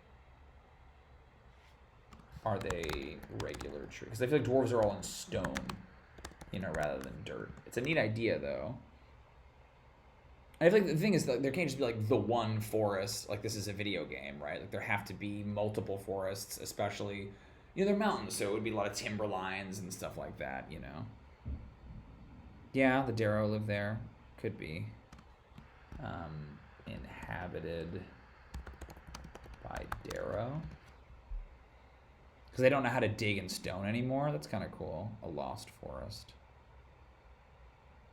I think there's a lot of forest in Coombe just because it's a lot of mountains, and they would have to get fuel and things like that. But I feel like a lot of it is just kind of forest. I feel like I don't know how much personality it needs to have. Definitely, like, the Bearwood needs to be what it is, where the elves live. But if one forest kind of went dead, then wouldn't they all sort of go dead? I love Zelda, yeah, for that reason. They're forested are just one tree. I think it's the ash or something. They're all connected by the roots. That's kind of interesting. I just don't feel like it does much for dwarves or the themes of the campaign. It's cool, but I don't know if it quite belongs in Coombe. You can make an argument maybe the Wombwood is like that. That root underground forest, a place where lost weapons are buried till someone needs it. Yeah. Interesting. I don't know. I feel like I'm being picky now.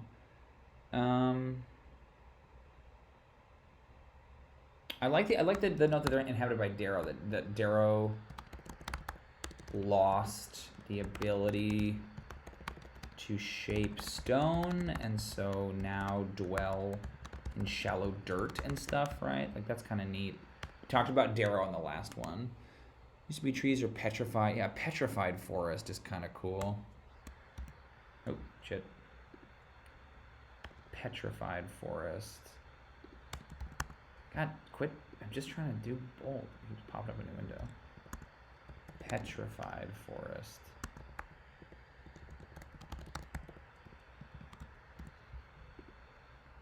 Yeah, stone sculptures of trees. Sculptures of trees that extend for miles. That's very cool. I wonder if it belongs in Yoggoth or something. Well, I guess Yoggoth have like evil trees.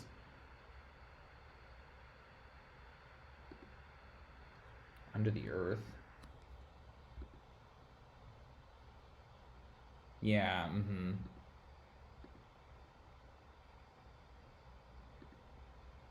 I like a mountain slope that's covered in petrified forest is cool. Little stone squirrels and deer. I don't know if it'd be underground, but the idea that like it was like flash petrified is interesting. That's a really cool idea. I don't know that it belongs in Coombe, but I think that's fascinating. Animals, flash petrified. Like, I feel like in the 4th edition game I ran, there was like an island that was like this kingdom run by Medusa. This pair of lovers, these Medusa lovers, and they had like a big magical mirror on the top of their like ziggurat, and the idea was that they could, like, when people attacked them and armies would come to attack them, they would just like turn everyone on board the ships and stuff that were coming into stone. So I feel like something like that, like that there's like, I don't think it's in Coombe, but the idea of like a kingdom of the petrified somewhere is really interesting, right? Are there any other connections between giants and dwarves to consider? Are giants always divine monsters? No, I don't think so. So this is a good question. This is kind of diverging into monster territory a little bit, which I think is fine.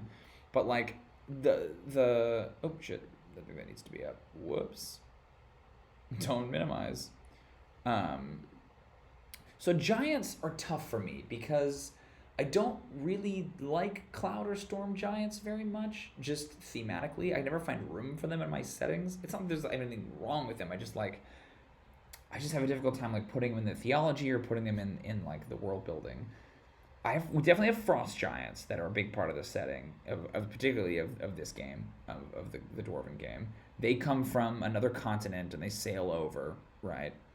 And they're kind of like Vikings. They're raiders. They attack. Stone giants, I think I like them being more divine in the sense that they're like beings made of stone, and the dwarves believe in a stone goddess, right? Like, there's the only stone giants I have in Ondune right now live in another mountain range on the other side of the world called the Green Guard Mountains, and those mountains are like run through with this like magical jade, and the jade is sort of implied to be intelligent. It's like one sort of like alien intelligence, and people try to mine that jade, and then these stone giants, these like jade giants appear and fight them off. But that's kind of implied to be different and separate. So stone giants definitely exist in Coom in some capacity. I don't really know in what capacity. I like them not necessarily being evil, because that's kind of not how they're traditionally depicted. And then there's hill giants are the other big group that makes sense, but like I just can't make them make sense. I don't know where they fit. Like, I have a good place for dragons in like the general sort of cosmology and ecology of the world, but giants, I haven't quite cracked them yet. So giant ideas are good to throw out there. Oof, that's pretty gruesome, Jose. Big stone skull, always good. Yeah, of course, with smoke coming out of its nostrils. Something with giants is cool, like big ruins, like ruins. But I think the implication with Coom is that like the dwarves were there first, right? This is the dwarves like chosen promised land. Like, this is where they live, and so the idea of there being like ruins of other civilizations before them kind of implies like, maybe that's good, I don't know, but it kind of implies that this was once somebody else's realm. And I think that the whole point of Coom is that it was like made for dwarves. So like ruins, like the question is, do you challenge that? Do you put in ruins of some other civilization to like throw dust in the eyes of the dwarves' kind of like arrogant assumption that this is their land, which is cool, and you could do that? Or do you verify that this is the dwarven homeland, that it's for dwarves, and that's sort of part of it?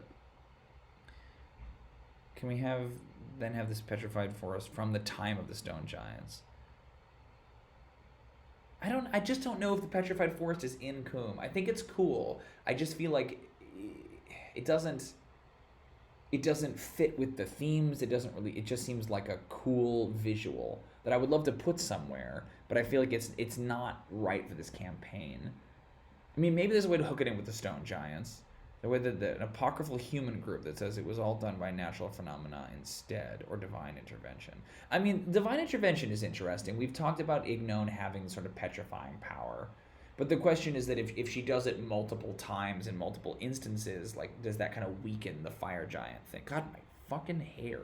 Does that kind of weaken the fire giant thing, right? Like, I don't know. Giants are tough, guys. Giants are tough. Petrified Forest is cool. No one is trying to step on Petrified Forest, but I think the idea of like a flash petrification implies this whole other thing that I just don't feel like I have room for in the game. Like, I just don't think there are any Medusas here, or basilisks or anything that's like... And the thing with petrification too is I think the Gorgon and the Medusa are like the only two monsters that like petrify and are intelligent. I mean, it could be Ignon, but again, I feel like her doing it the one time to the fire giants is cooler. Stone giants to me are always like made of stone and not really like, fire giants aren't made of fire, whereas to me a stone giant is made of stone, so it seems different. I do have a big problem with giants. Dun dun dun dun dun. I don't know. It could go somewhere else. I definitely feel like it could be in Yawgmoth. I'm not trying to say it's a bad idea. I just don't know that it works in this setting. I think it's very cool, and I want to put it somewhere, but I don't know that it belongs in Coom. And that's the fun thing about having a big shared world like this, is that I don't have to like shuffle it off and say someday in a different world. It's like I can put it someplace else. I just, you got to compartmentalize a little bit. They kind of are elementals though. Like, isn't that my understanding of like how they work? That like, I think the lore right now in 5th edition is that they live underground mostly, stone giants, which I always thought was like cool. They talk about this idea of like stone giants believing that the surface world is essentially a hallucination, and that like they take these like spiritual quests up to the surface world, and the way and like they're destructive because they don't think it's real. They think it's like a video game, right? They go up there and they're like, oh look, they think they're being like tested spiritually, and then they go back underground. And that's a fascinating concept. I put the idea actually into one of the novels I wrote most recently. Not about stone giants, but like the notion of the real world being a hallucination to a creature that basically lives beneath the real world. But it never made sense to me, cut my fucking hair, for one reason. It's because stone giants are too big to live underground. They're like 11 feet tall. Like, what caverns where? Like, if there's like a stone giant underground, okay. But like stone giant civilization being underground, they're humongous. How do they get around? What do they do? Like, are they crawling on their hands and knees through tunnels? Like, I just never understood that. I mean, again, it's fantasy, but like, if you've ever been in a cave is really small most of the time. You get some bigger areas, but like most of the time you're like squeezing through tight passages and stuff like that. And like, unless they can shape stone, which I don't think they can do naturally, it's like, what are these stone giants doing living underground? Like, shouldn't stone giants live above ground in the mountains, you know? Like, so that's my confusion. Like, I love the idea of the stone giants, of the like weird, the surface is a hallucination thing, which is really, really cool, and some of the best world building that I think Wizards has done in a long time. But I'm like, that should be something that like deep gnomes think, something that actually lives underground, right? Yeah, I agree, dude. Vaughn saying that he likes campaigns that remove vast swaths of monsters to focus on a few. That way you give real attention to work through implications. Yeah, that's my thing too, man. Is that like D&D has this like grab bag monster mentality where it's like all of these things have to exist at the same time always. And it's like you got to make room for the fae and demons and devils, and what's the difference between demons and devils, and what about Yugoloths, and what about, you know, outsiders and aberrant creatures and the far realm and the Shadowfell and like, you know, Mechanus and fucking Modrons and shit. It's like all this stuff, and it's like there's just no room to make like a coherent world where you have to try to juggle all this stuff. Like, it was basically why I got rid of planes in Undune. Like, I couldn't hack it. It was too much. There's an implication of like other stuff, like the most recent Yogg arc talks about other universes, but it's implied to be like very difficult to reach those places, and that those places are basically just the far realm. It's like completely beyond your ability to comprehend. I'm sorry, we're on a huge tangent right now, but like I agree. I have trouble with monsters sometimes, because I feel like I don't know how to put them all into one setting. You know, if you don't think about it, if you just like run a D&D game, it's fine. Who cares? But if you're doing like bespoke, like, you know, like world building stuff like we're doing here, you suddenly have to juggle all these balls at once. Oh, that's cool. Alan is back on task. A forest of levitating geometric-shaped rocks, gently spinning, frictionless. Maybe a forest of sculptures made by dwarven artisans on levitation pedestals. It's like a gallery. Yeah, that's cool. I think that could be in the Cloud Peak range. That maybe they have taken... maybe that's like even in their castle or something like that. Yeah, it definitely has an Avatar vibe, for sure. I don't know if that's... Because I could see them having like a sculpture gallery... with wing rock, right, which is the substance. Sculpture gallery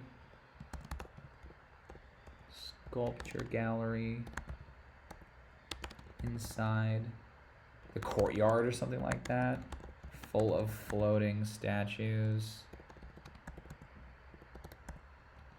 with nuggets, you know, with flecks of wing rock, because the idea is that like it's rare and it's difficult to find, and it's like if you have like a gram or a grain of it, it's enough to lift like 100 or like 1,000 pounds off the ground, you know. So you don't need very much of it to do what you got to do.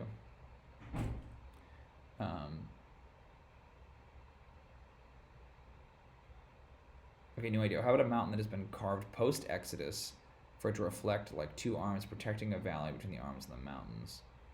Dwarven refugee town. The Mother's Embrace.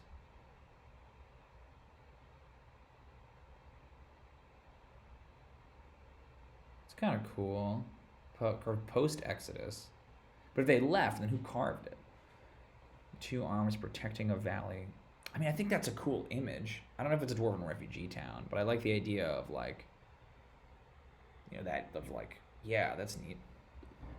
I don't know if it feels like a hold, but I wonder if it's just like a thing that they made. You know, maybe it's a monument or a wonder. Floating rocks are an area that hums and sings with different tones. Yeah, that's cool. It's got the wind that blows through. Um, well, they're not there, right? I like that though. I think that's a good image of the like the protecting arms. I think there's a thing I want to do with Ignon, the goddess of the earth, where I think it could still be called Mother's Embrace. I like the idea that if it's just arms, you don't see like a dwarven face. It's like a pair of hands like this, right, to protect the valley. Maybe the like hands move, or the like, you know, you like move between the fingers open or something like that to create a gate. But I think there's like a Muhammad-esque thing with Ignon where because she in the mythology like poured her soul and herself into the earth, that it's considered like sacrilegious to depict her.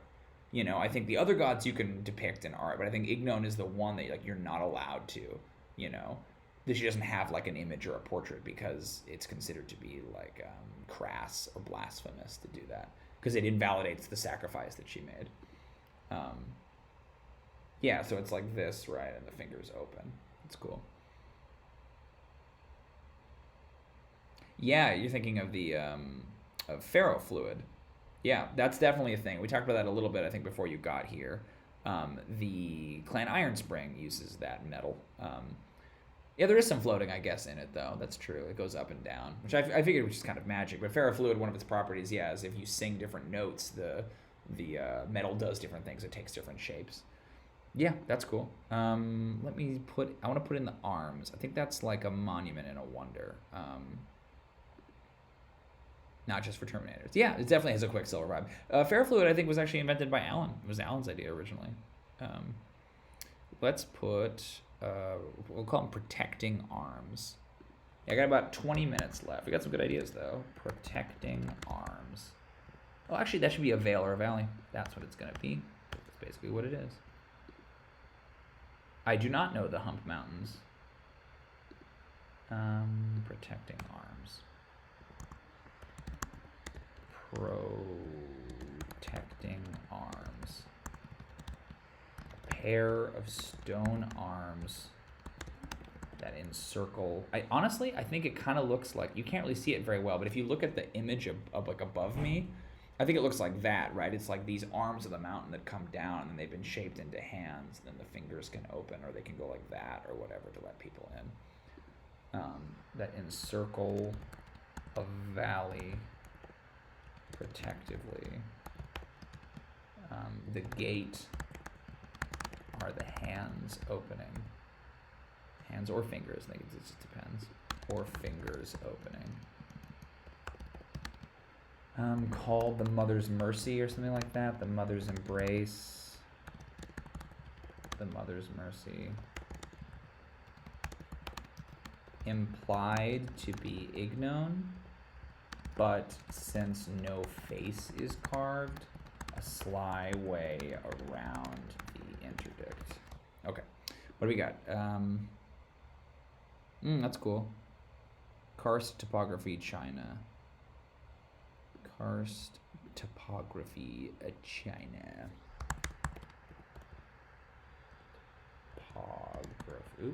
Topography, China. Thanks for coming and chatting, everybody.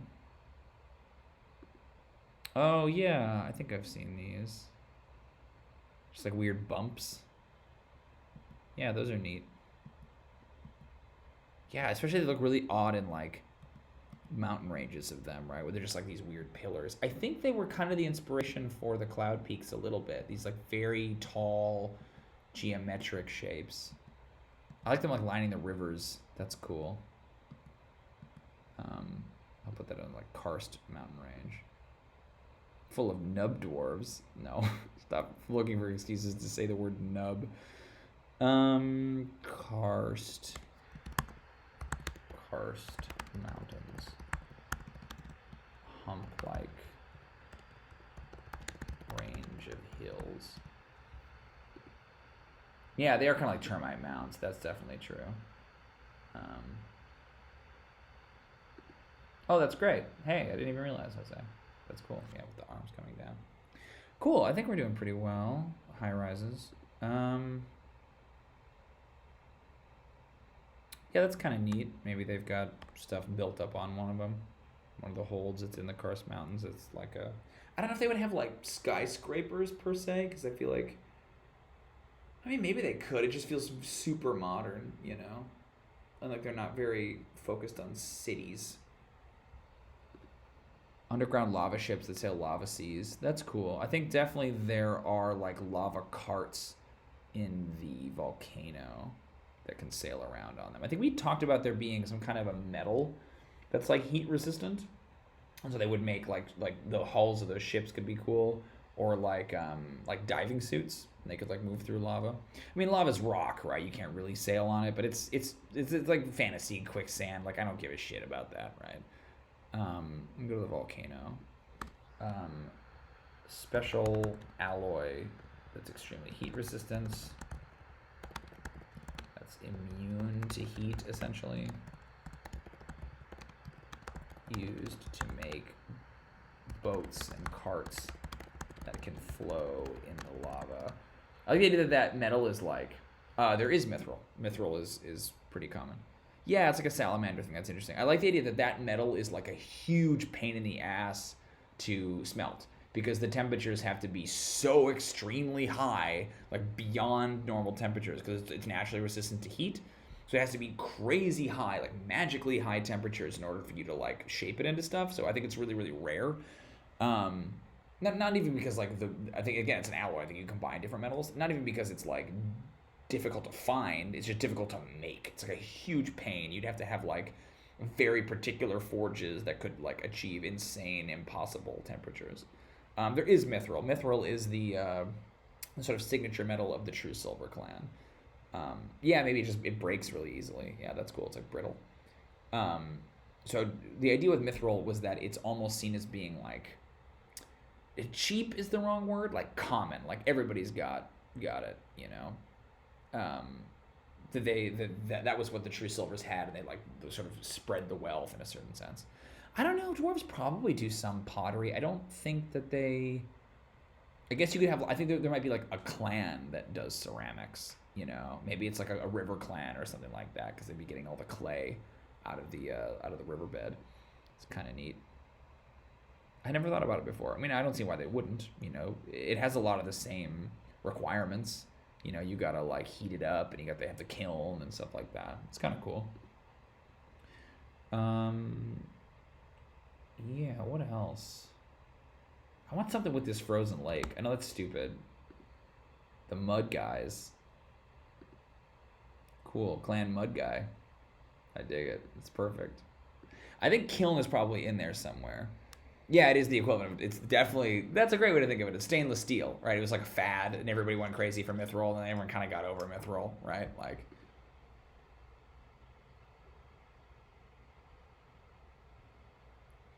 I almost want to call it like, you can't call it Salamandastron because of Redwall, but I almost think it has like Salamand in it somewhere in the name. It's cool.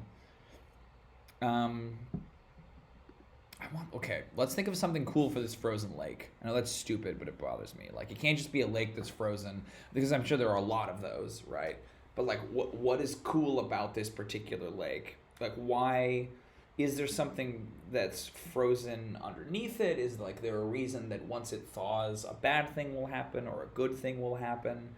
Like, I want a little flavor on a frozen lake. I mean, obviously you could do like a cool encounter on one, but again, I feel like there are probably a lot of little frozen lakes or frozen ponds. It makes me think of that scene in that bad movie that I love, like 2004's King Arthur, directed by Gore Verbinski, where they're fighting the Saxons, and the Saxons trying to cross the ice, and they get the Saxons to like, by shooting the flanks, to bunch up, and it like breaks through the ice. I definitely want to run that encounter at some point, just because I thought it's cool in that dumb movie that's very bad.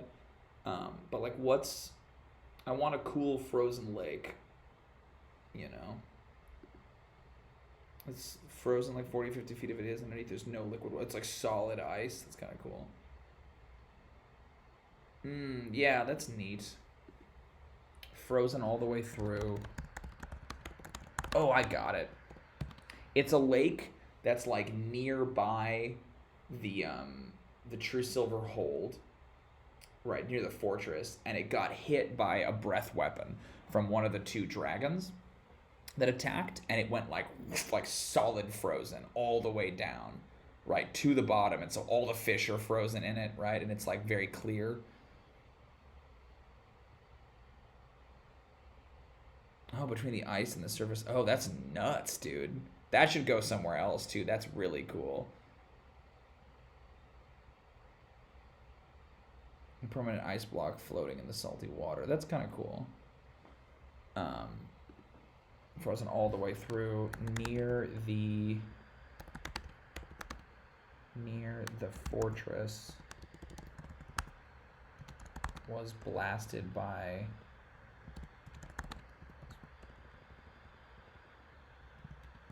during the battle with the dragons. It was flash frozen all the way to the bed by an errant breath weapon. Is it like an Ice 9 thing? Like it's hard, but not, I don't know what Ice 9 is. Can see frozen fish and things in the lake. It's a cool detail. Alan, I think that it would be in Deimos, the like cold continent, but the idea of like ice and then air somehow and then water and like sailing a ship down is metal as fuck. What if there's a super high salinity lake with a permanent ice block floating on salty water? Yeah, that's cool. Or like chunks of ice floating along. It's kind of neat. Because I mean, that feels like the... Oh, I don't know what that is. Sorry, buddy. Kurt Vonnegut's invention. It's ice that freezes. Oh, huh. Interesting. I'm sorry, I don't know my Vonnegut. I know you guys are, you and Wynn, your girlfriend, are big Vonnegut fans. I don't know if I've only read a couple of his short stories. I never actually dived into any of his stuff. You guys are schooling me with your Vonnegut knowledge. I think that's cool. There's definitely more than one frozen lake, so there's nothing wrong with that. Yeah. Mr. Steam Cavern, dungeons, Troglodyte Nest, Sundakun's Tower. A couple more dungeons wouldn't be a bad thing. Just a couple more cool, like... Oh, really? I didn't know that. I didn't know he was from Indianapolis. Right, that makes sense. Let me scroll this up a little bit. So, a couple more dungeons would be cool. I know we only have a few minutes left, but, like, we've got, like, the huge fortress that's the Dragon's Lair. We've got the library that we talked about. Alan, you had the idea for, like, the Prayer of Unborn go all the way around it. We have the necropolis, where all the dwarves, all the dwarven dead are sent. We have the secret True Silver Vault that's hidden. We have the Troglodyte Nest, like the city that got flattened by trogs and is now, like, a plague site, essentially. And then we have Sundakun's upside-down tower. So basically, like, cool dungeon complexes that, like, aren't dwarven holds, right? Like, they serve other purposes. Oh, this is a different... This is... I'm not sure where this would go. I'm going to say Vales and Valleys, but I feel like you need, like, a big-ass quarry somewhere. You know, I feel like they're, like, hollowing out a lot of mountains to get their stone, but I feel like you have to have at least one area that's, like, these massive quarries with, like, bridges that span across them. Massive quarries, perhaps located in between mountains. Small stone bridges in between them. Maybe lakes at the bottom of some quarries.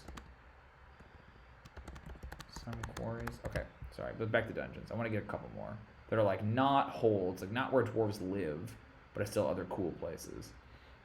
A prison for dangerous lunatics. A prison for dragons. A prison is interesting. I don't know about a prison for dragons. So, more history. It's cool though. So the Rubicos, the continent that all this is set on, the dragons are kind of scattered. Like the different species of dragons kind of territorially claim different continents. So like the red dragons back in prehistory were like assigned to Rubicos, and the green dragons to Emeros, and the blue dragons to Sapphiros. It's actually how the continents get their names, from the colors of the dragons. So the central continent that becomes Yawgmoth is Aros, because that's where the gold dragons live, etc., etc. So Rubicos is where the red dragons live, and they live all across Rubicos, but they did live for a while in Coom, and one of the old dwarven queens, Dunya Dragonbane, specifically hunted and killed all of the red dragons that lived in Coom. And so there was a period when there were no dragons left. But the notion of no red dragons anyway, and then at the end of the Second Age, a bunch of white dragons flew over because of the winter. They were drawn by the cold. But the idea of like a place where they would have imprisoned dragons. I mean, definitely a prison is cool. Prison for Dragons, a missile silo with a big stone missile in it. Big red button at the bottom. Good. From real life wondrous places, any stone circle in the middle of nowhere. How do these... Yeah, that's cool. I think that's good. It's kind of like the... Maybe that's... Alan had suggested the dolmen, ancient dwarven monument, very simple and crude, a stone raised atop two other stones. Vanish time. Maybe in the middle of the tundra. How did the dwarves get the stones there? Why did they raise them? That it's not just like a convenience thing. It's like they dragged a bunch of stone out there and they put them up there. The dwarves claim that they built them. And maybe that's your ruins, Vaughn. Maybe the implication is that, like, did they actually? Maybe the dwarves don't know who put them there. Maybe it was giants who did it. Something like that. Oh, whoa, whoa, whoa, whoa, whoa, whoa, whoa, whoa, whoa, whoa. Okay, wait. Dwarven Zoo. It's just a plethora of empty cages and habitats with names of the animals that would be there. Oh, that's interesting. A dwarven zoo? Like a menagerie? Okay, let me put it down. It's a little silly, but that doesn't mean we can't make it work. I want to... Let me get it down, and then I want to go back to your idea, Vaughn, because I think I just figured out something.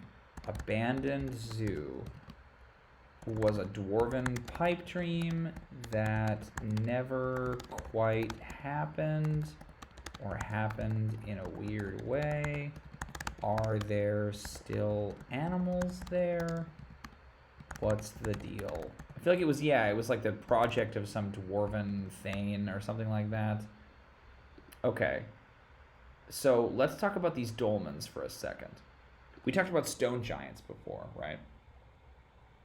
And you discussed the idea, Vaughn, that they're kind of like elementals. And I think that's fundamentally true. I think that they don't have like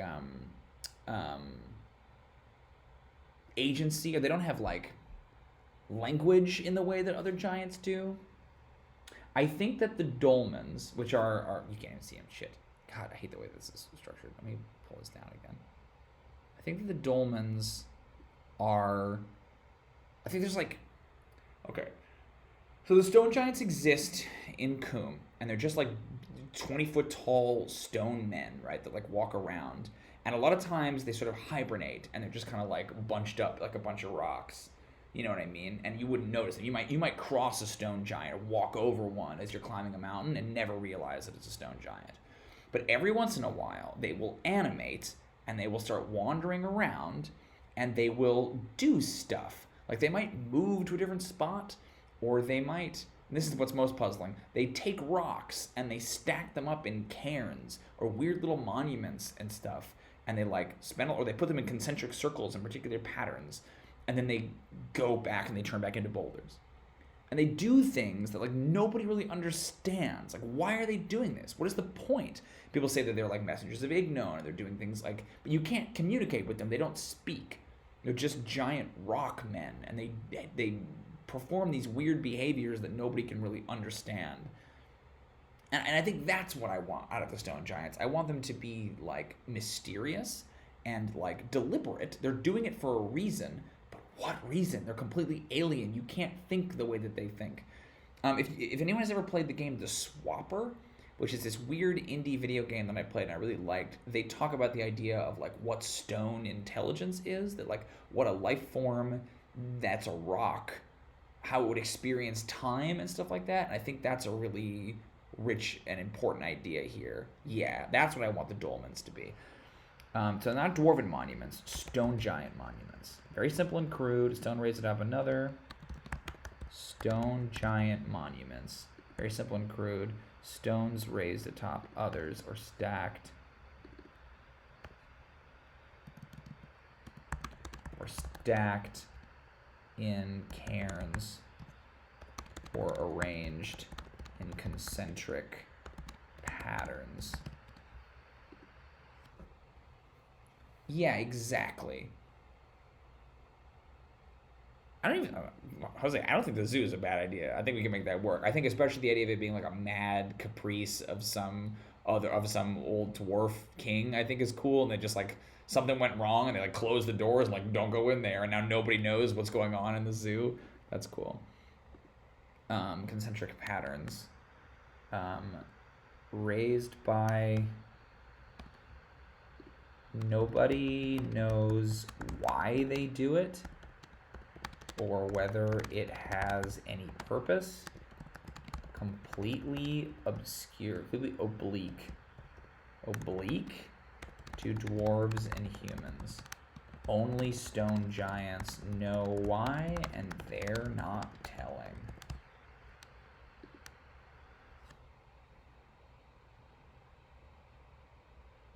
Yeah, right, exactly. That it's like maybe there's something going on, but they just don't experience time in the way that we experience it. And they're just like, they're not harmful. Like, they won't get in your way or attack you. I think they're kind of shy, you know? Like, they don't really want to interact with people. If you attack them, they'll fight you, but they don't want to. They want to just do their thing and then be left alone, you know?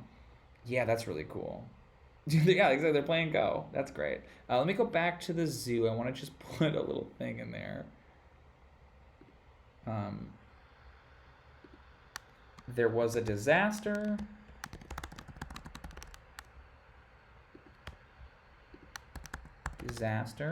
And they sealed the doors and threw up their hands, and now nobody knows what's happening in there.